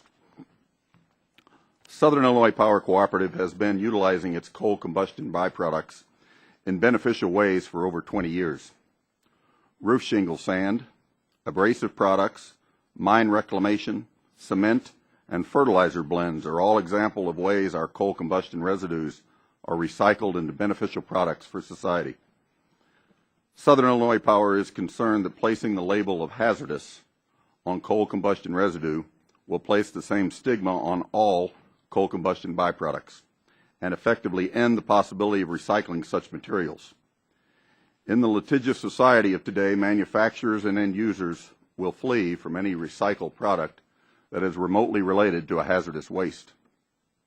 Such an action would remove these recycled products from the marketplace, and the recovery of replacement materials would require increased emissions of carbon dioxide and other pollutants. Further, small, virtually unavoidable spills of ash at power plants could be considered illegal disposal of hazardous material and could cause the plant to be in a constant state of noncompliance. Shipments to hazardous waste landfills in the country could increase tenfold, as such hazardous waste landfills might be completely filled in only 2 years. The barriers to compliance associated with such an action could conceivably drive coal-fired power generators like Southern Illinois Power out of business. Southern Illinois Power Cooperative is a small generation and transmission system and defined as a small business by the U.S. Small Business Administration. By regulation, cooperatives are not allowed to maintain large capital reserves. When the cost of running our business suddenly increases like it would under the subtitle C option, we must go directly to our lenders. There is no cash cushion to mitigate these increases, and the cost of new loans would be shared by each co-op member owner in the form of higher electricity rates. SIPC conservatively estimates the subtitle C option would cost its members a minimum of an additional $11 million per year, which is about 25% of our current annual fuel budget. And we serve an area of the state that has up to 15% unemployment. In cases where small businesses like SIPC are affected, EPA is obliged to pursue the least costly approach in order to mitigate impacts on facilities that can least afford them. Moreover, Congress made clear in enacting the Bevel Amendment, under which this decision is being made, that EPA should avoid the Subtitle C option if at all possible. Under the Subtitle D option, EPA can promulgate federal regulations specifically designed for CCR disposal units. These regulations would be directly enforceable by the states and the public under RCRA citizen suit provision, and violators would be subject to significant civil penalties. Excuse me. EPA would also retain its imminent and substantial endangerment authority to take action against any CCR units that pose risk to human health or the environment. The D prime option would enable EPA to establish an environmentally protective program without crippling CCR beneficial use and imposing unnecessary costs on power plants, threatening jobs and increasing electricity costs. In conclusion, Southern Illinois Power agrees with many others who are already on record as opposing the Subtitle C approach. This list includes a bipartisan group of 165 House members and 45 U.S. senators in the 111th Congress, virtually all the states, other federal agencies, municipal, local governments, CCR marketers and beneficial users, unions, and many other third parties who have maintained that regulating CCRs under RCRA's hazardous waste program is simply regulatory overkill and would cripple the CCR beneficial use industry. We respectfully suggest there is no reason to pursue this approach when the Subtitle D prime option offers the same degree of protection without the attendant risks and burdens of Subtitle C. Thank you again for the opportunity to express the views of a small cooperative regarding a proposed regulation that will have lasting effects on the lives and livelihoods of our members. Thank you. Thank you, Mr. Hopkins. Now I recognize Mr. Baird for 5 minutes. Thank you very much. Let's get your microphone set. That'll help. I'm Joe Baird, a partner in Baird Hanson Williams, a mineral resource firm in Boise, Idaho. I'm also president of the Northwest Mining Association. Today I am representing the Idaho Cobalt Project of the Formation Capital Corporation U.S. But the problem we now seek to address is not unique to Formation. It's a problem for any mining company operating or hoping to operate on federal lands. And by showing up here today, we were hoping to alert the Congress and the executive branch to a developing duplication of a true duplication of environmental regulatory burdens that are already managed by longstanding programs of the BLM and the Forest Service, covering exactly the same subject matter and covering the same technical issues as an EPA regulatory initiative. Now, just quickly on the Cobalt project, it's a project that is at the end of permitting, and it'll consist of an underground mine and a flotation mill that uses simple physical separation of ore from country rock, eliminating the need to use aggressive chemicals for the milling. Project footprint is only about 135 acres and is located within a traditional cobalt mining district. And to the extent possible, the project will backfill workings with cemented paste tailings and development rock and use dry stack tailings for surface storage to eliminate the need for a tailings pond. The project will produce about 185 direct jobs, $8.2 million in annual payroll, $8.8 million in taxes annually for a minimum of 10 years, and will importantly be the only source of superalloy cobalt in the U.S. Superalloy grade cobalt is a critical component of all jet engines and many green applications, including hybrid cars, solar cells, and wind turbines. Currently, all U.S. needs are met by importation primarily from a single foreign company. Formation is very proud of the fact that the Forest Service approval of the final environmental impact statement has not been challenged. We have written our verbal understandings with the Shoshone-Bannock Nations, the Nez Perce Nation, the Idaho Conservation League, Boulder White Clouds Council, Earthworks, and Western Mining Action Project. We were and are grateful for those constructive discussions. Yet even with all of these favorable attributes, the project took 7 years to permit, and that is simply too long. But today, we're not even going to try to deal with those permitting issues, but we're trying to head off something coming at the industry as a whole. For decades, mines on federal lands have been subject to strict site-specific reclamation financial assurance requirements of the Forest Service or the BLM.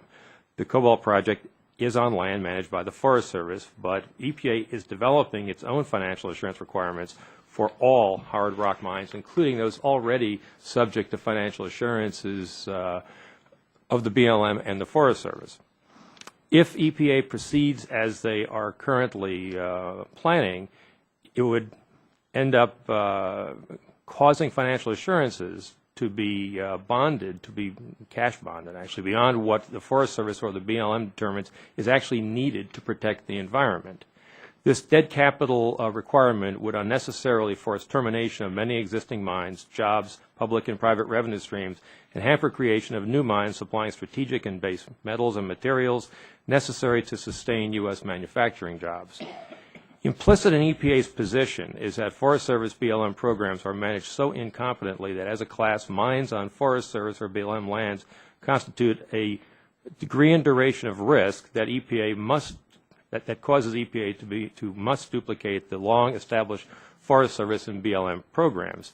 Yet in 1999, the National Research Council of the National Academy of Sciences, responding to Congress, found that existing Forest Service BLM framework to be, quote, generally effective in protecting the environment, and more importantly, even for this purpose, quote, that, quote, improvements in the implementation of existing regulations present the greatest opportunity for improving environmental protection, meaning that let's work with the existing structure as opposed to creating whole new programs out there.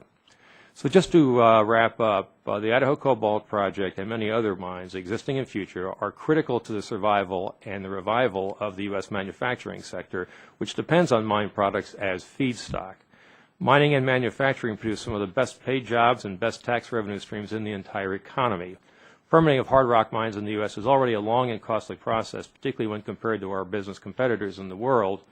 So please don't force us to do the same thing twice with two different departments and end up having to pay reclamation bonds twice over.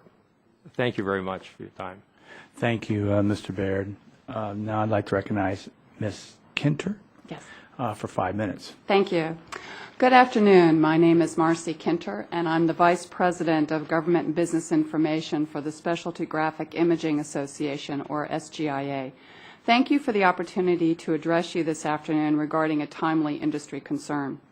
Specifically, I'm here today to address a misguided interpretation of the byproducts exemption included in the Toxic Substance Control Act's Inventory Update Law. This proposed interpretation, offered by the EPA Office of Chemical Safety and Pollution Prevention, will impose a significant reporting burden on the struggling U.S. manufacturing sector without providing additional health, safety, or environmental benefit beyond that already provided under existing EPA and OSHA regulations. It is vital that you remind EPA of congressional intent to exempt most byproducts from the reporting requirements under the TSCA Inventory Update Rule, or IUR. Your interest in this matter is timely, as the rule that I'm here to discuss is currently undergoing interagency review. SGIA represents the interests of those facilities that produce a wide array of products using either the screen printing or digital imaging print platform. Products such as all types of signage, the membrane switch on your microwave oven, the defrost pattern on your car's rear window, and we're most known for the message on our T-shirts that we provide to everyone when you're wearing them. That's the industry sector that I represent. Currently, there are over 25,000 screen and digital printing facilities operating in the U.S., and the screen and digital print community is comprised of small businesses. The average facility size ranges from 50 to 40 employees. As you know, the cost of regulatory compliance poses a significantly higher burden on the small business community. The TSCA Inventory Update Rule requires the reporting of extensive data concerning the manufacturing, processing, and use of chemical substances. I am not here today to discuss the benefits or burdens of the entire TSCA Inventory Update Rule. Instead, I would like to focus on a specific aspect, EPA's misinterpretation of the byproduct exemption under the proposed amendments to the IUR. In the proposed rule, EPA's misguided interpretation says that waste byproducts generated during the manufacturing of items like these T-shirts are new chemicals if the manufacturer does the right thing by sending these waste byproducts for recycling rather than disposing of them. To say we were shocked to discover that the proposed TSCA IUR would have an actual regulatory impact was surprising, as we are printers and not chemical manufacturers. While we use chemicals, including inks and solvents, we certainly do not consider ourselves to be chemical manufacturers. At the end of the day, the final product that moves out the door is the printed product, such as this T-shirt, not a chemical product. Under EPA's interpretation, sending our waste byproducts, such as spent solvents and inks for recycling, would be considered by EPA to be the manufacturing of a new chemical for commercial purposes, subjecting us to registration and reporting of our waste byproducts under TSCA. Our companies are already regulated by both OSHA for worker exposures as well as US EPA for proper handling and disposal. EPA's misguided interpretation will not only affect those facilities represented by SGIA. Manufacturers of all sorts will now be burdened by reporting their waste byproducts as new chemicals. Every manufacturing sector that has opted to send their waste byproducts out for recycling rather than disposal will be saddled with this record-keeping and reporting burden. There is still time to take action, but we need your help. We believe that the interpretation offered by the US EPA regarding the reporting of byproducts is not what Congress intended. The waste byproducts offered by the U.S. product manufacturing community are already regulated by US EPA, and the proposal would only increase the regulatory burden with no discernible environmental benefit. Thank you again for the opportunity to appear before you today, and I would be happy to answer any questions you might have on this critical industry topic. Thank you, Ms. Kinter. And before I move to Ms. New, I was asked by the ranking member, and so without objection, I'd like to recognize him for a minute to do an introduction of the two Democrat-sponsored witnesses. Thank you, Mr. Chairman. I'll be brief. I mainly want to thank both Ms. New and Mr. Ryan on short notice for coming here to provide your expertise on the side of what sometimes is good about recycling and requirements. So, but again, thank you all on short notice. I was telling the chairman I know how much it costs to fly from Houston to D.C., and hopefully you got a better rate than I did. So on short notice, but welcome. I, too, want to welcome you also. And now I recognize Ms. New for 5 minutes. Good afternoon. My name is Wendy New. I'm an owner and executive vice president of Hugo New Corporation. We are a diversified U.S.-based company that has owned and managed industrial and commercial business assets in excess of $500 million. As well, we have employed up to 1,100 workers at a time in a business that has had export sales in excess of $2 billion in a single year. As an executive of a mid-sized business with hundreds of millions of dollars at stake in industrial and commercial business assets, it is clear to me that for my industry, regulations promulgated and enforced by the EPA have been and remain essential to the growth, diversification, and sustainability of our recycling operations, both for the company and for its employees. Let me provide you with an example of how strong EPA regulations would allow Hugo New to more successfully compete globally. It is a policy approach that would level the playing field for American business in a way that creates U.S. jobs. Also, it removes the disadvantages my business now suffers from in competing with companies that don't meet environmental standards and choose to export toxic e-waste to developing countries. It ought not to go unnoticed that the GAO itself has suggested current regulations regarding e-waste are woefully narrow in scope. One of the industrial operations we own focuses on recycling of used and obsolete post-consumer and commercial electronic equipment, which is commonly referred to as e-waste. The name of our company, which processes this e-waste, is We Recycle. It is based in Mount Vernon, New York. Like communities throughout our nation, Mount Vernon, with a population of approximately 38,000 people, is desperate for jobs with living wage. I'm proud to report that my company does pay a living wage. The employees who work at our company are focused on repairing or otherwise recycling e-waste. The technology we have developed allows us to recover high-value, clean streams of commodities.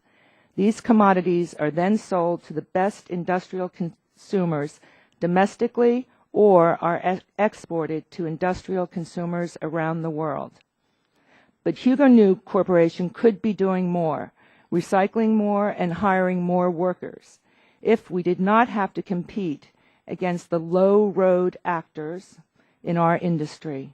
Unfortunately, inadequate and insufficient regulation by the EPA are stifling the growth of my environmentally responsible business and cutting off a potential for job growth. Jobs that could be developed at e-waste recycling businesses around the country, such as mine, are now being exported to China, Southeast Asia, and countries in Africa, precisely because the EPA does not effectively limit the export of hazardous electronic waste by unscrupulous collectors in the United States. Every single country in the OECD, other than the United States, limits the export of e-waste to these countries. They wisely preserve jobs in their countries and limit the spread of toxic waste. If other industrialized countries can do it to create an advantage for their businesses and their workers, then it seems to me that the U.S. Congress ought to do no less for American workers and American business. I cannot overstate the reality that to cut EPA funding will hurt our business. It is the existence of current EPA regulatory guidance, such as that which now discourages the dumping of at least some e-waste in landfills, that has helped our business to grow.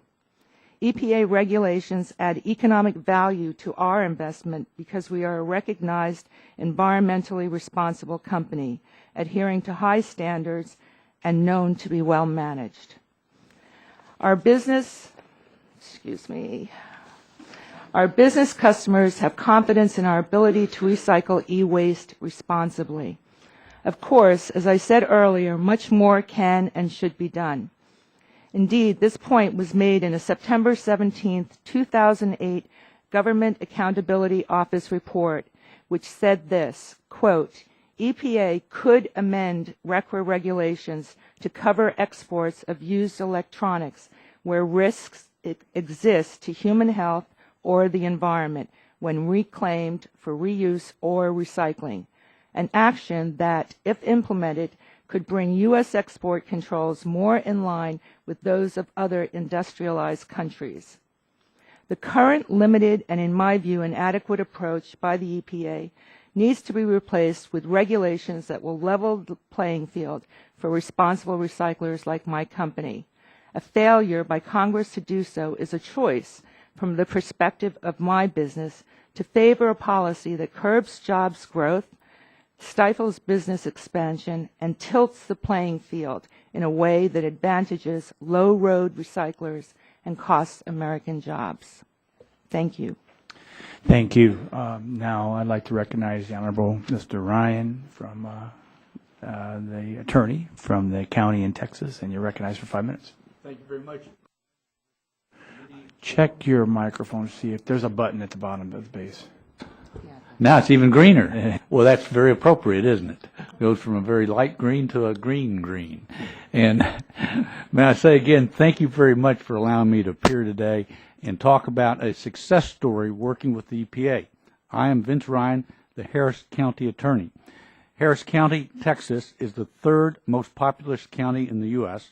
and home to the nation's largest petrochemical complex in the Port of Houston, which is ranked first in the U.S. in foreign waterborne tonnage.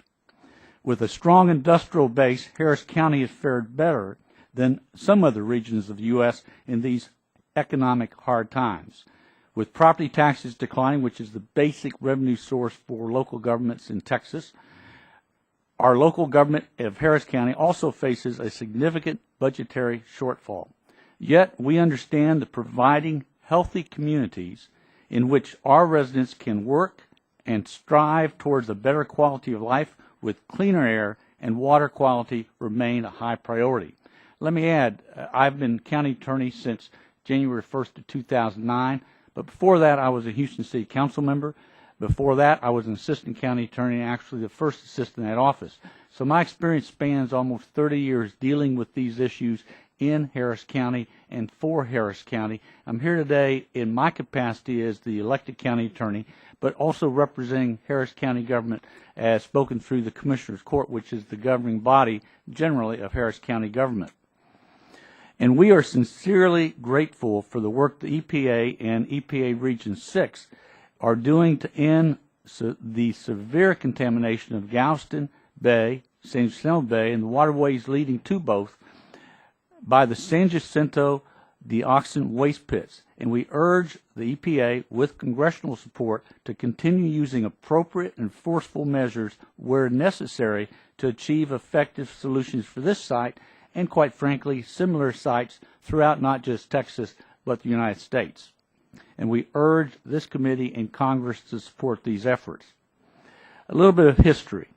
Congressmember Green and Congressmember Ted Poe, who I've known since he was an assistant district attorney and when he was a district judge in Harris County, both asked the EPA to look into this matter and take it under consideration. On March 19, 2008, the San Jacinto River Waste Pit Superfund site was listed on the National Priorities List. The site, with waste ponds and surface impoundments built in the 1960s for the disposal of pulp and paper mill waste, is located in a marsh partially submerged on the western bank of the San Jacinto River in Harris County, Texas, immediately north of Interstate Highway 10 and a bridge over the San Jacinto River. High dioxin concentrations have been documented at the site. Sediment, water, and fish and crab tissue samples collected in the surrounding areas have also been found to have highly elevated levels of dioxin. According to the EPA and our own verification, exposures to dioxin can cause a number of adverse health effects in humans, including cancer, skin disorders, severe reproductive and developmental problems, and damage to the immune and hormonal systems. Might add, this Bay Area is much like Chesapeake Bay here, that each and every member in their staffs are familiar with. It is surrounded by populated areas, and the day that I first visited after taking office this site, Terry O'Rourke, my first assistant, who's sitting back of me, and I were with some other people, and there were working people on a day off with their families fishing while the kids were swimming within feet of the emanating dioxins from this site that had been used for years as a dumping ground in public waters for these types of waste. Within minutes, I might add, even though there were signs saying don't swim, signs saying don't fish, people were doing it there. The EPA identified two responsible parties, International Paper Company and McGinnis Industrial Maintenance Corporation, a subsidiary of Waste Management. Now, this is the other side of the story we've heard quite a bit today and this afternoon. These are two major corporate citizens with significant resources, and I'm sure every member and staff member here, I was, quite frankly, when I first got involved with this specific issue, we looked at the EPA and saw this snake-like structure of process to get to clean up a site that for years had been known by the public and these two corporate responsible parties of polluting and poisoning people throughout that area. I am a native Houstonian, grew up in the area. I have been with people fishing all through this area. I never knew of it until in 2009 I had taken office and we were approached with this. Harris County government has also become very involved. We, of course, in Texas have a very divided government at the county level, much like the federal level with different elected and appointed officials, but virtually all have come together to say we've got to help the EPA as they try to solve this problem as quickly as possible. With unique abilities, Harris County has really been active in environmental issues since about 1953 and have accelerated over the time. Again, understanding that the industry of the petrochemical industry is a vital part of our economic centrality to really the economy of the United States and to a great extent the world based upon the petroleum economies that we have. Luckily, under even the Superfunds law and working with the EPA, soon there was a critical component which required work to begin, this again EPA working with these corporate responsible parties, and to be completed within a short time frame. Here the actual agreed order of consent was signed on May 10th of May 2010, and the design choice was outlined. Mr. Ryan, you're already a minute and a half over time, so you can wrap it up. Let me just say that I can't. Things are moving, but they're moving more slowly than we would like. EPA has been very aggressive on this, and we log them and urge your support on areas, especially where clear definition of responsibility is apparent. And I thank you. I'll now recognize myself for 5 minutes for questions. I'm going to go pretty quick because there's a lot I want to put on the table. And so again, thank you all for coming. And first of all, I want to put on the record, no one's here. We're not here debating to eliminate the EPA or stop the work when there's toxicity and there's damage to human health. That's obviously not the proposal. The whole purpose of the hearing is, can we be smart and make sure that the rules are important enough in protecting human health while we're protecting jobs? And this new Congress is focused on job creation. So with that, I don't have a piece of Illinois bituminous coal. I do have one in my office that didn't get brought down. Mr. Hopkins, why is that important that you burn Illinois bituminous coal? Well, I'm from an area in southern Illinois that mines Illinois coal, so we serve our members by using their product to create electricity for them. The coal found in Illinois is what type of coal? It is Illinois bituminous coal. So fairly high. A co-op is different, and really co-ops should be. And my friends on the other side, these are agencies that you ought to love, because you are not for profit. Is that correct? That's correct. Your board members are highly salaried. Is that right? Our board members are poorly paid. Poorly paid volunteers. Just smallly compensated, and the owners of the co-op are. The owners of the cooperatives are their members that they serve. So the members. So every time we do something that may affect a regulatory burden, as you said in your testimony, say there's a new capital expansion, you can't carry a large capital fund for future expansions. You have to go where? We have to go out and look for a loan for the money, and we go to our ratepayers, our member owners, to pay that bill for that loan. Okay, and I'll just hold this up.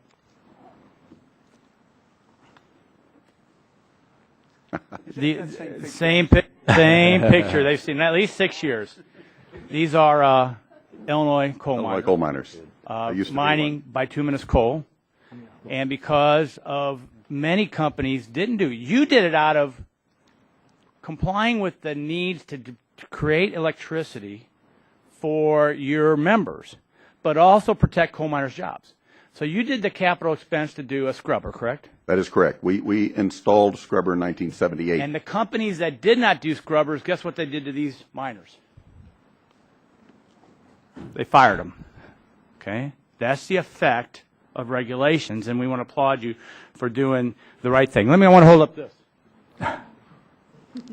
You don't have Eddie Markey's LNG tanker picture. Yeah, I know. You know what this is, Mr. Hopkins? Can you see? Blank slate. Looks like a clean slate or a blank piece of paper. No, actually, it's wallboard. Oh, it's wallboard. I'm sorry. What's in the middle? That would be calcium sulfate or gypsum. And where do we get gypsum from? You can either get it naturally from the ground or you can get it from a FGD on a coal-fired power plant, which we produce 95% pure gypsum. Would this be part of the coal ash debate? It is. So, and this is found in everybody's home. Yes, sir. The particle boards for most people, or the wall boards for most people that have been accused as being toxic, came from where? Most of them came from overseas. Came from China. So in this debate, if the EPA is successful in regulating coal ash as a toxic, will you be able to sell gypsum to the person who produces the wallboard? We're concerned that the homeowner would not be interested in buying any product that would remotely be related to hazardous waste. And so then the home builders would have to get a different product. Okay, my time is brief. I want to go to Mr. Baird. Duplicate regulation. The administration is trying to send signals that they want to be smart on regulatory, so they don't duplicate. Aren't you in a catch-22 on duplication of regulations? Yes, sir. The Forest Service and EPA. Yes, sir. How many jobs would this cobalt mine create? It'll create directly 185 jobs. What is the employment rate of the surrounding area? Well, the two counties that would benefit have just over 12% for Lemhi and just over 14% for Rosh Hashanah. What would be the tax benefit to the area? It would just be a local property tax. Annual. Well, it's not just the property tax, but okay, the number income for all tax and taxes the employment is $8.8 million per year. And what is cobalt used for? It is used for many high technology purposes, but the biggest single one is for jet engines. Is it also used in what people would define as green manufacturing? It's critical to the Toyota Prius battery. It's also critical for wind power. Do you know where do we get cobalt right now? Right now, the bulk of the superalloy cobalt, because there are two different types, comes from one plant in Norway. Right, overseas. So we import the product. And I'm going to take the prerogative chair just to make the point for Ms. Kinter, because you're a printer. Yes. You use ink. Yes. If you take that ink to a recycler, you fall under TSCA and have to file additional paperwork. Is that correct? Correct, sir. Which is pretty burdensome for a small business. Yes, sir. Okay, I wish I had more time. I don't. I'll yield 5 minutes to the ranking member, Mr. Green from Texas. Thank you, Mr. Chairman. I'm going to try and move quickly, too. Mr. Hopkins, I've been a co-op member, and it started under FDR to bring power to very rural areas, and that's where so many of us in Texas get our power, because you know, for-profit company can't make any money out there because it's so large. But I appreciate it. It sounds like you give a great example. EPA could have regulated, and I assume in response to what happened in Tennessee with the coal ash, this was EPA's solution. But they could have gone under Title D instead of Title C. That's correct, sir. The option for either is in their regulation. Obviously, you have a problem, and I would sit down with your members of Congress, because I know that's what I would do with my industry. And like I said, I believe in co-ops. They're really a good program. I sold the property, so I'm not a member anymore, but it was really a good system where you could get it. Mr. Baird, again, you have almost the same situation. The Forest Service leased you the land, and they gave you your insurance requirements, and now EPA is adding to your requirements. That's essentially correct. Actually, by direct duplication, they're going to be causing, or at least they are looking at right now, because this is not out yet, but they are looking at putting together hard rock mine financial assurances that will apply to all mines, even if you are already regulated and bonded with the Forest Service or the BLM. Well, it sounds like this Congress and maybe previous Congress should have said, okay, we have all these federal agencies, you ought to just speak with one voice. And you ought to get your act together before you put it on the private sector. Yes. And that makes sense. That doesn't mean we don't need regulations, because I also understand what our country, because we know rare earth and precious metals, we need to mine them in our own country. Yes, sir. We shouldn't. Norway's a great place to visit, and I'd rather import something from Norway than China, but so much of the other rare earth we get from China, and we need to develop that. So I think there's a solution to that one. Ms. Minter, I have to admit, I'm sorry, Kinter. That's in an earlier life, I managed a printing company. We printed a daily newspaper, and I agree that under OSHA, because our problem was is that when we finished cleaning our plates, we recycled the solvent, and it ought to be the same regulation that if under EPA that you would do for OSHA. It would seem like it would, because that solvent, though, is a hazardous chemical. In my experience from literally the 60s through the 1990 when I left there, we had problems with some of the printers actually dumping it out in the street or in the garage, and there was a way that you needed to track it, whether it be through OSHA or through EPA. correct. And I will say, sir, that the U.S. EPA's hazardous waste regulations do a marvelous job of requiring our companies to manifest our hazardous waste as it goes out the door. So the waste is definitely being tracked, but through our efforts, when we're trying to encourage the printers to use either low-level hazardous waste or even non-hazardous products to reduce worker exposure, these are the products that are going to get caught in the catch-22 and look for duplicative reporting, because these are the chemicals that are being sent off-site for recycling or even disposed of as liquid non-hazardous waste correctly, that are now going to be considered new chemicals and then subject to even more reporting under TSCA. And that's where I agree with you. Once, it's a byproduct of your production. Correct. And once you send it to a approved recycler, that should take care of it. Correct. And so I think there's things we could probably do on at least the 3 cases that have come up that I think is reasonable. And that's why I'm glad you're here, because that's our job, is to make the federal government work. And granted, it's a tough job every day, and it's 24/7. But I agree with you. Thank you. Let me go to Ms. New. You've been as you know, I've been working on legislation now a number of years to set federal regulations for electronic waste. How is your business affected by the lack of a federal e-waste regulation? Because I assume you work in a number of other states. We actually work in New York and Connecticut at the moment, but are planning to expand, hopefully, into the middle region of the country. The fact that probably close to 80% is what is estimated of e-waste is exported to developing countries. So in that regard, we're competing with brokers, dealers who are literally just filling a container up with electronic waste. No processing, no segregation of materials, and shipping it overseas for recycling. So that is one of our challenges. I only have a few seconds left, Sure. and I think you made the case that we need some type of national standard instead of state by state, both for Exactly. industry but also to make the recycling efficient. Mr. Ryan, I hate to call you Mr. Ryan, we've known each other for so many years. Vince, one, I appreciate what you've done, and I was frustrated. I think Ted Poe and I were both frustrated originally with EPA, but now we're seeing some progress, and I don't think it would have happened without an elected official in the local community providing a lot of the information that you were that actually helped our regional EPA office. So there is a reason to have EPA, and sometimes it actually will benefit, because coming from a very industrial area, every industry along the channel was getting blamed for the high dioxin level in the water.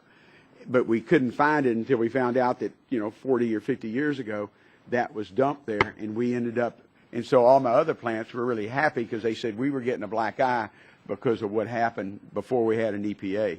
And so there is good reason to have is reasonable environmental oversight, because it can help industry at the same time. Well, I would agree with you that now we've got supposedly First in the Nation community awareness program going on, where we're educating both the industry and the public about this particular issue and particular site, but also the greater issues involved. How many other of these sites they were known to the industry, I might add. And it was known it was a pollution site, but not to the extent that we discovered. Gentleman's time is far expired. And as Ted Poe would say, and that's just the way it is. Well, in this case, Congressmember Poe wanted it changed. Ms. New, can you give the committee a credible, universally accepted source? You keep quoting the 80% of export, and if you could not right now, but if you would follow up with the committee so we can figure out Absolutely. and do analysis on that. I'd now like to recognize Mr. Gardner for 5 minutes from Colorado.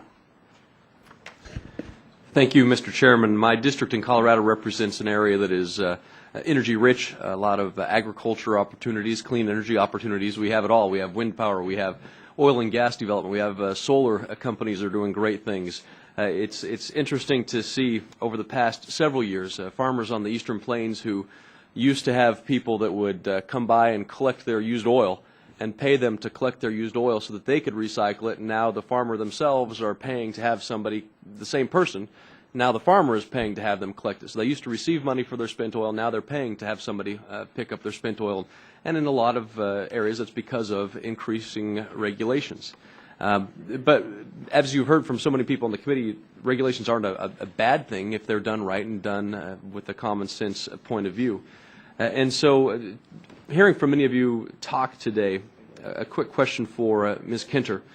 Your testimony, you talk a lot about, you talk about reporting requirements in your testimony, and your members are already required to file reports for chemicals they have on site under the toxic release inventory. Are they opposed to the reporting requirements? No, they're not opposed to reporting requirements. What we're opposed to is the duplication of the reporting requirements, because even under the TRI, they ask us to report for recycling. So, the information that concerns byproducts, which is required to report, your members are required to report, that's available under other reporting requirements under federal law? It's already currently available. Yeah. And are you concerned that the proposed IUR's compliance timeline, are you concerned about that as it relates to your members? Oh, certainly. We're looking at a timeline where the rule will be going final in May and the first reporting period goes into effect in June of this year for actual information from last year. And if you have a group of manufacturers that has no idea that they had to even start collecting data from last year in order to report for this year, you can see that 30 days to put this information in place to really start doing your inventory, and then even to look at reporting it over their internet option, which is the only way that they're going to accept reports. EPA will only accept reports. How much time are your members spending on reporting of this kind? Oh, I would have to hazard a guess that based on all the reporting, and I'm lumping all the regulatory reporting together because they really don't segregate it by specific statute, you're looking at anywhere 8 hours a week for a small business, and that's including OSHA, and that's TRI reporting. And I should emphasize, it's not just the reporting, but it's the record keeping. Because a lot of these records are already kept, or because they also have to do record keeping for their air, for their water, for their waste, for their recycling. It's all very, as we know, just media specific, and so it's very difficult for them to understand why now I'm going to tell them that their recycling is no longer recycling. It's really a new chemical. And under that you have to gather all this other information. And by the way, if it's a new chemical, we may have to consider, do you need to develop a material safety data sheet to send it off site because you're considered now a chemical in commerce. And this is layer upon layer of regulatory burden to a small business whose real goal is to produce a T-shirt to put out into the market at the end of the day. Ms. New, are you familiar with some of the states, their recycling, e-recycling programs that various states have? The legislation that has been passed? Right. Yes. Is there a state in your opinion that is leading the rest? I think it's hard to say at this point in time because the legislation is relatively new. We just passed a law in New York, which is not being implemented until June. So we really haven't seen all the results come in. But I think there's some very good legislation out there in many states that will increase the volume of e-waste. Yeah, thank you. Mr. Chairman, I yield back my time. Gentleman yields back his time. Chair now recognizes the gentleman from North Carolina, Mr. Butterfield. Thank you, Mr. Chairman. If the chair would agree, I'd like to yield to the gentleman from New Jersey in the interest of his schedule. Without objection, I'd be happy to recognize the former chairman of the Health Subcommittee, which I serve so honorably under as ranking member. And your friend. And my friend. Well, thank you. And I want to thank my colleague from North Carolina for giving me the time and remind the chairman that he and I chair the recycling caucus. Don't you still chair? I still do, yes. That's what I thought. Do you? Yes, I'm a All right. Democrat. You didn't know that? we love caucuses here. I'm sorry. I just wanted to take an opportunity. First of all, I wanted to say hello to Wendy New, who's a longtime friend, and it was really great to have her here. I was actually in my office listening to your testimony while I was doing something else, so I did hear what you had to say, Wendy, even though I wasn't here, and I apologize. But what I wanted to mention is that, the purpose of this hearing today, obviously, is to, and I appreciate the chairman convening it, because you're concentrating on the numerous benefits to the economy that stem from some of our environmental regulation. And I think of the Superfund and the Brownfields program. I often say, Mr. Chairman, that Brownfields was the only legislation in the, and I don't say it in a bad way, but it was the only legislation under George Bush, the only environmental legislation or new authorized program that actually he was supportive of. And I think I know I was the Democratic sponsor, and one of your predecessors was the Republican sponsor of the bill, so it was very bipartisan. And Wendy, I'm going to call her Wendy, has been involved over the years in the Brownfields program as well as what you testified about today. So I just wanted to ask you, about your company, which I'm familiar with, has redeveloped several brownfield sites in New Jersey as well as other states. Can you just tell us, the impact of that on the economy, jobs, what it meant in terms of, reuse of those properties? Because I'm very proud of brownfields, and I just wanted you to comment on it if you would. Well, yes. I mean, there's been many opportunities as a result of the brownfields legislation. And because we're a company that generally exports commodities, we're often located in industrial areas and waterfront areas, which are very much brownfield sites, particularly in New Jersey and New York. So it has been very helpful to us to have these sites to be able to position ourselves in strategic locations, which otherwise would not be available land for development. So yes, that's been, but I also want to thank both of you for being such good friends to the recycling community. You've been working with us for a very long time, and we really appreciate that. Well, thank you. It was Paul Gilmore. Yes. It was Paul Gilmore and I that sponsored the federal brownfields, going back to the early 90s, I think. And President Bush had a signing ceremony in Philadelphia that he invited us to, and I couldn't go. I remember specifically, I wasn't even able to go. But if I could just mention, it's always been very bipartisan. It's always been something that, we've been able to get support from. I think at the time when we started the authorization, our former governor, Republican governor, Christie Whitman, was the governor and then was the EPA administrator at the time as well. And I have just found in my district, Mr. Chairman in particular, but I know it's all over the state and the country, that what happens is, these old industrial sites are basically redeveloped, and then they become new industries or new commercial properties that not only are increased ratables and tax dollars into the communities, but create a lot of jobs in every case. And a lot of what has been done has been, assessment also, and oftentimes they attract private developers that come in and also help with the cleanup. So I just wanted to mention that as one of the things that I know that you've been involved with too. And you were talking about the Hugo New site, the scrap yard, right? Yes. Before The recycling facility. the Jersey recycling City, facility. yeah. All right. Thank you. I yield back. Gentleman yields back his time. Chair now recognizes the gentleman from Pennsylvania, Mr. Pitts. Thank you, Mr. Chairman. Mr. Hopkins, in your testimony, you state that you believe your comments also reflect the sentiments of many electric cooperatives. If other small business cooperatives face similar threats to closing their doors, what would taking that many coal-fired generating units offline at once mean for the reliability of electric service throughout the nation? Well, certainly I'm not an expert on the grid as a whole across the nation, but taking that many coal-fired utilities off the grid could lead to shortages and certainly would lead to increased price of electricity. In particular, for those co-op coal-fired utilities, they would be forced to buy power off the grid at these higher prices. Now, if you were able to stay in operation, your estimates say it would cost members an additional $11 million, or 25% of your annual fuel budget.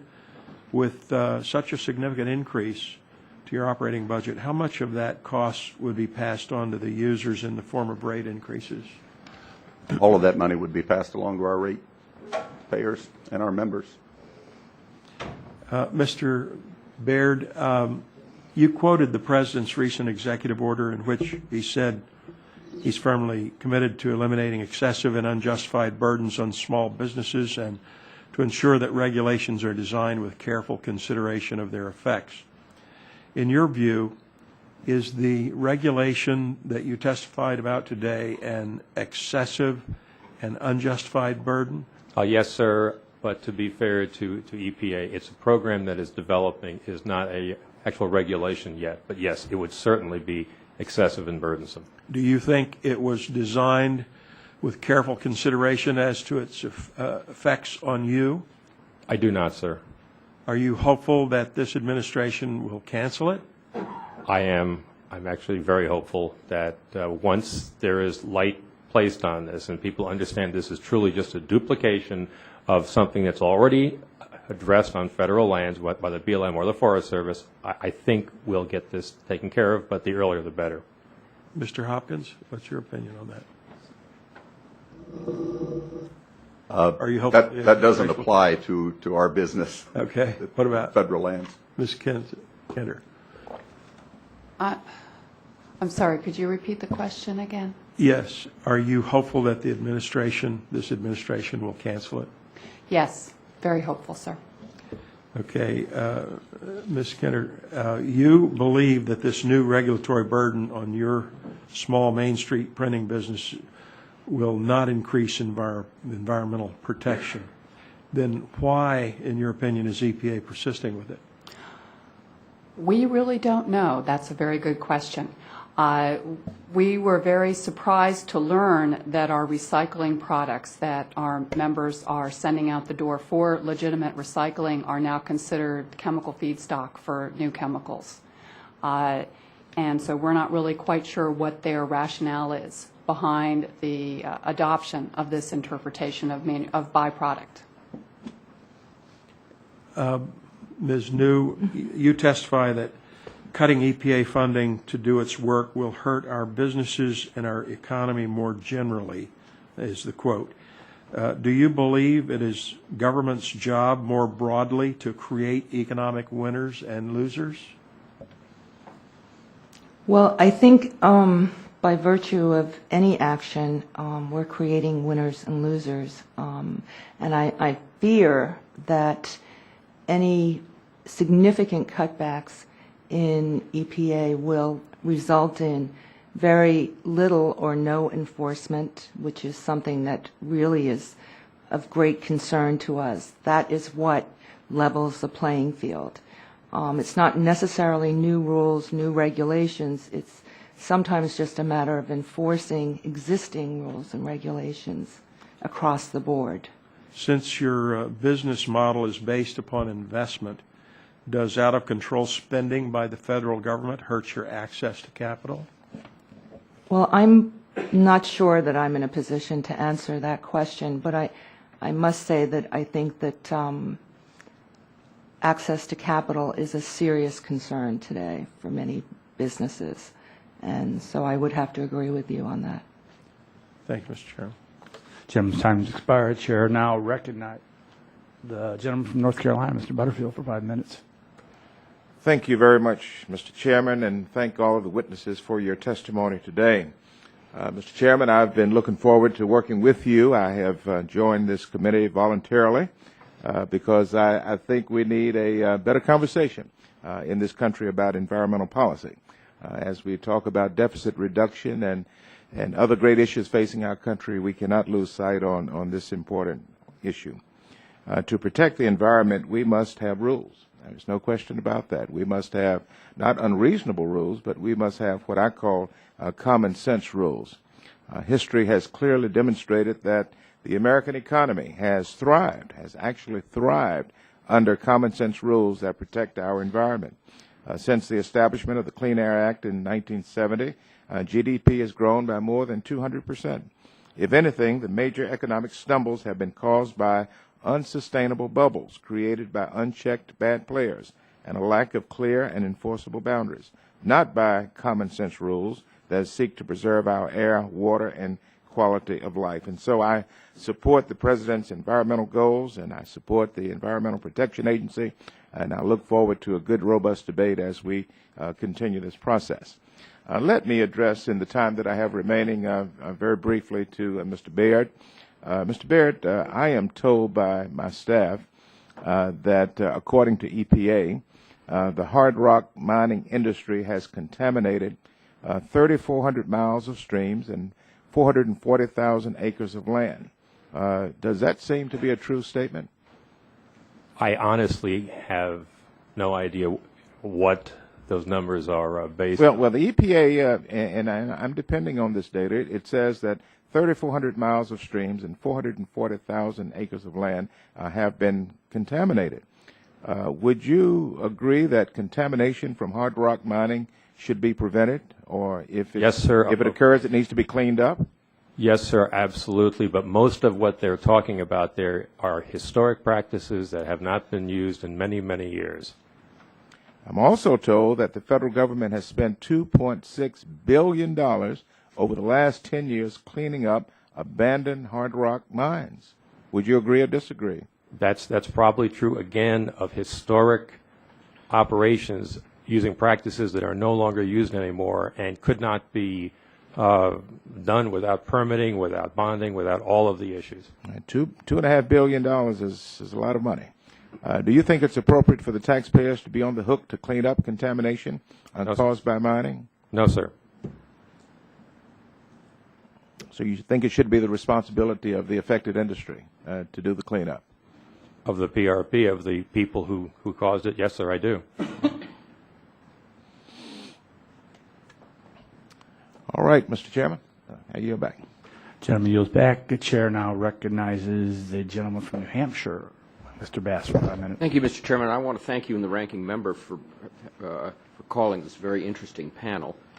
Interesting in that we're not really being presented with conflicting stories here. There are solutions available to all three of the matters that are brought up by the three witnesses who testified as to problems that they have with respect to redundancy in regulation, overly burdensome regulation, and unnecessary regulation, I guess we'd say in the case of the fly ash issue. And I would hope that I would hope that the subcommittee could move forward with some sort of action with the EPA to correct all three of these issues, and there may be a dozen or so more that exist that we ought to be looking into. I also appreciate Mr.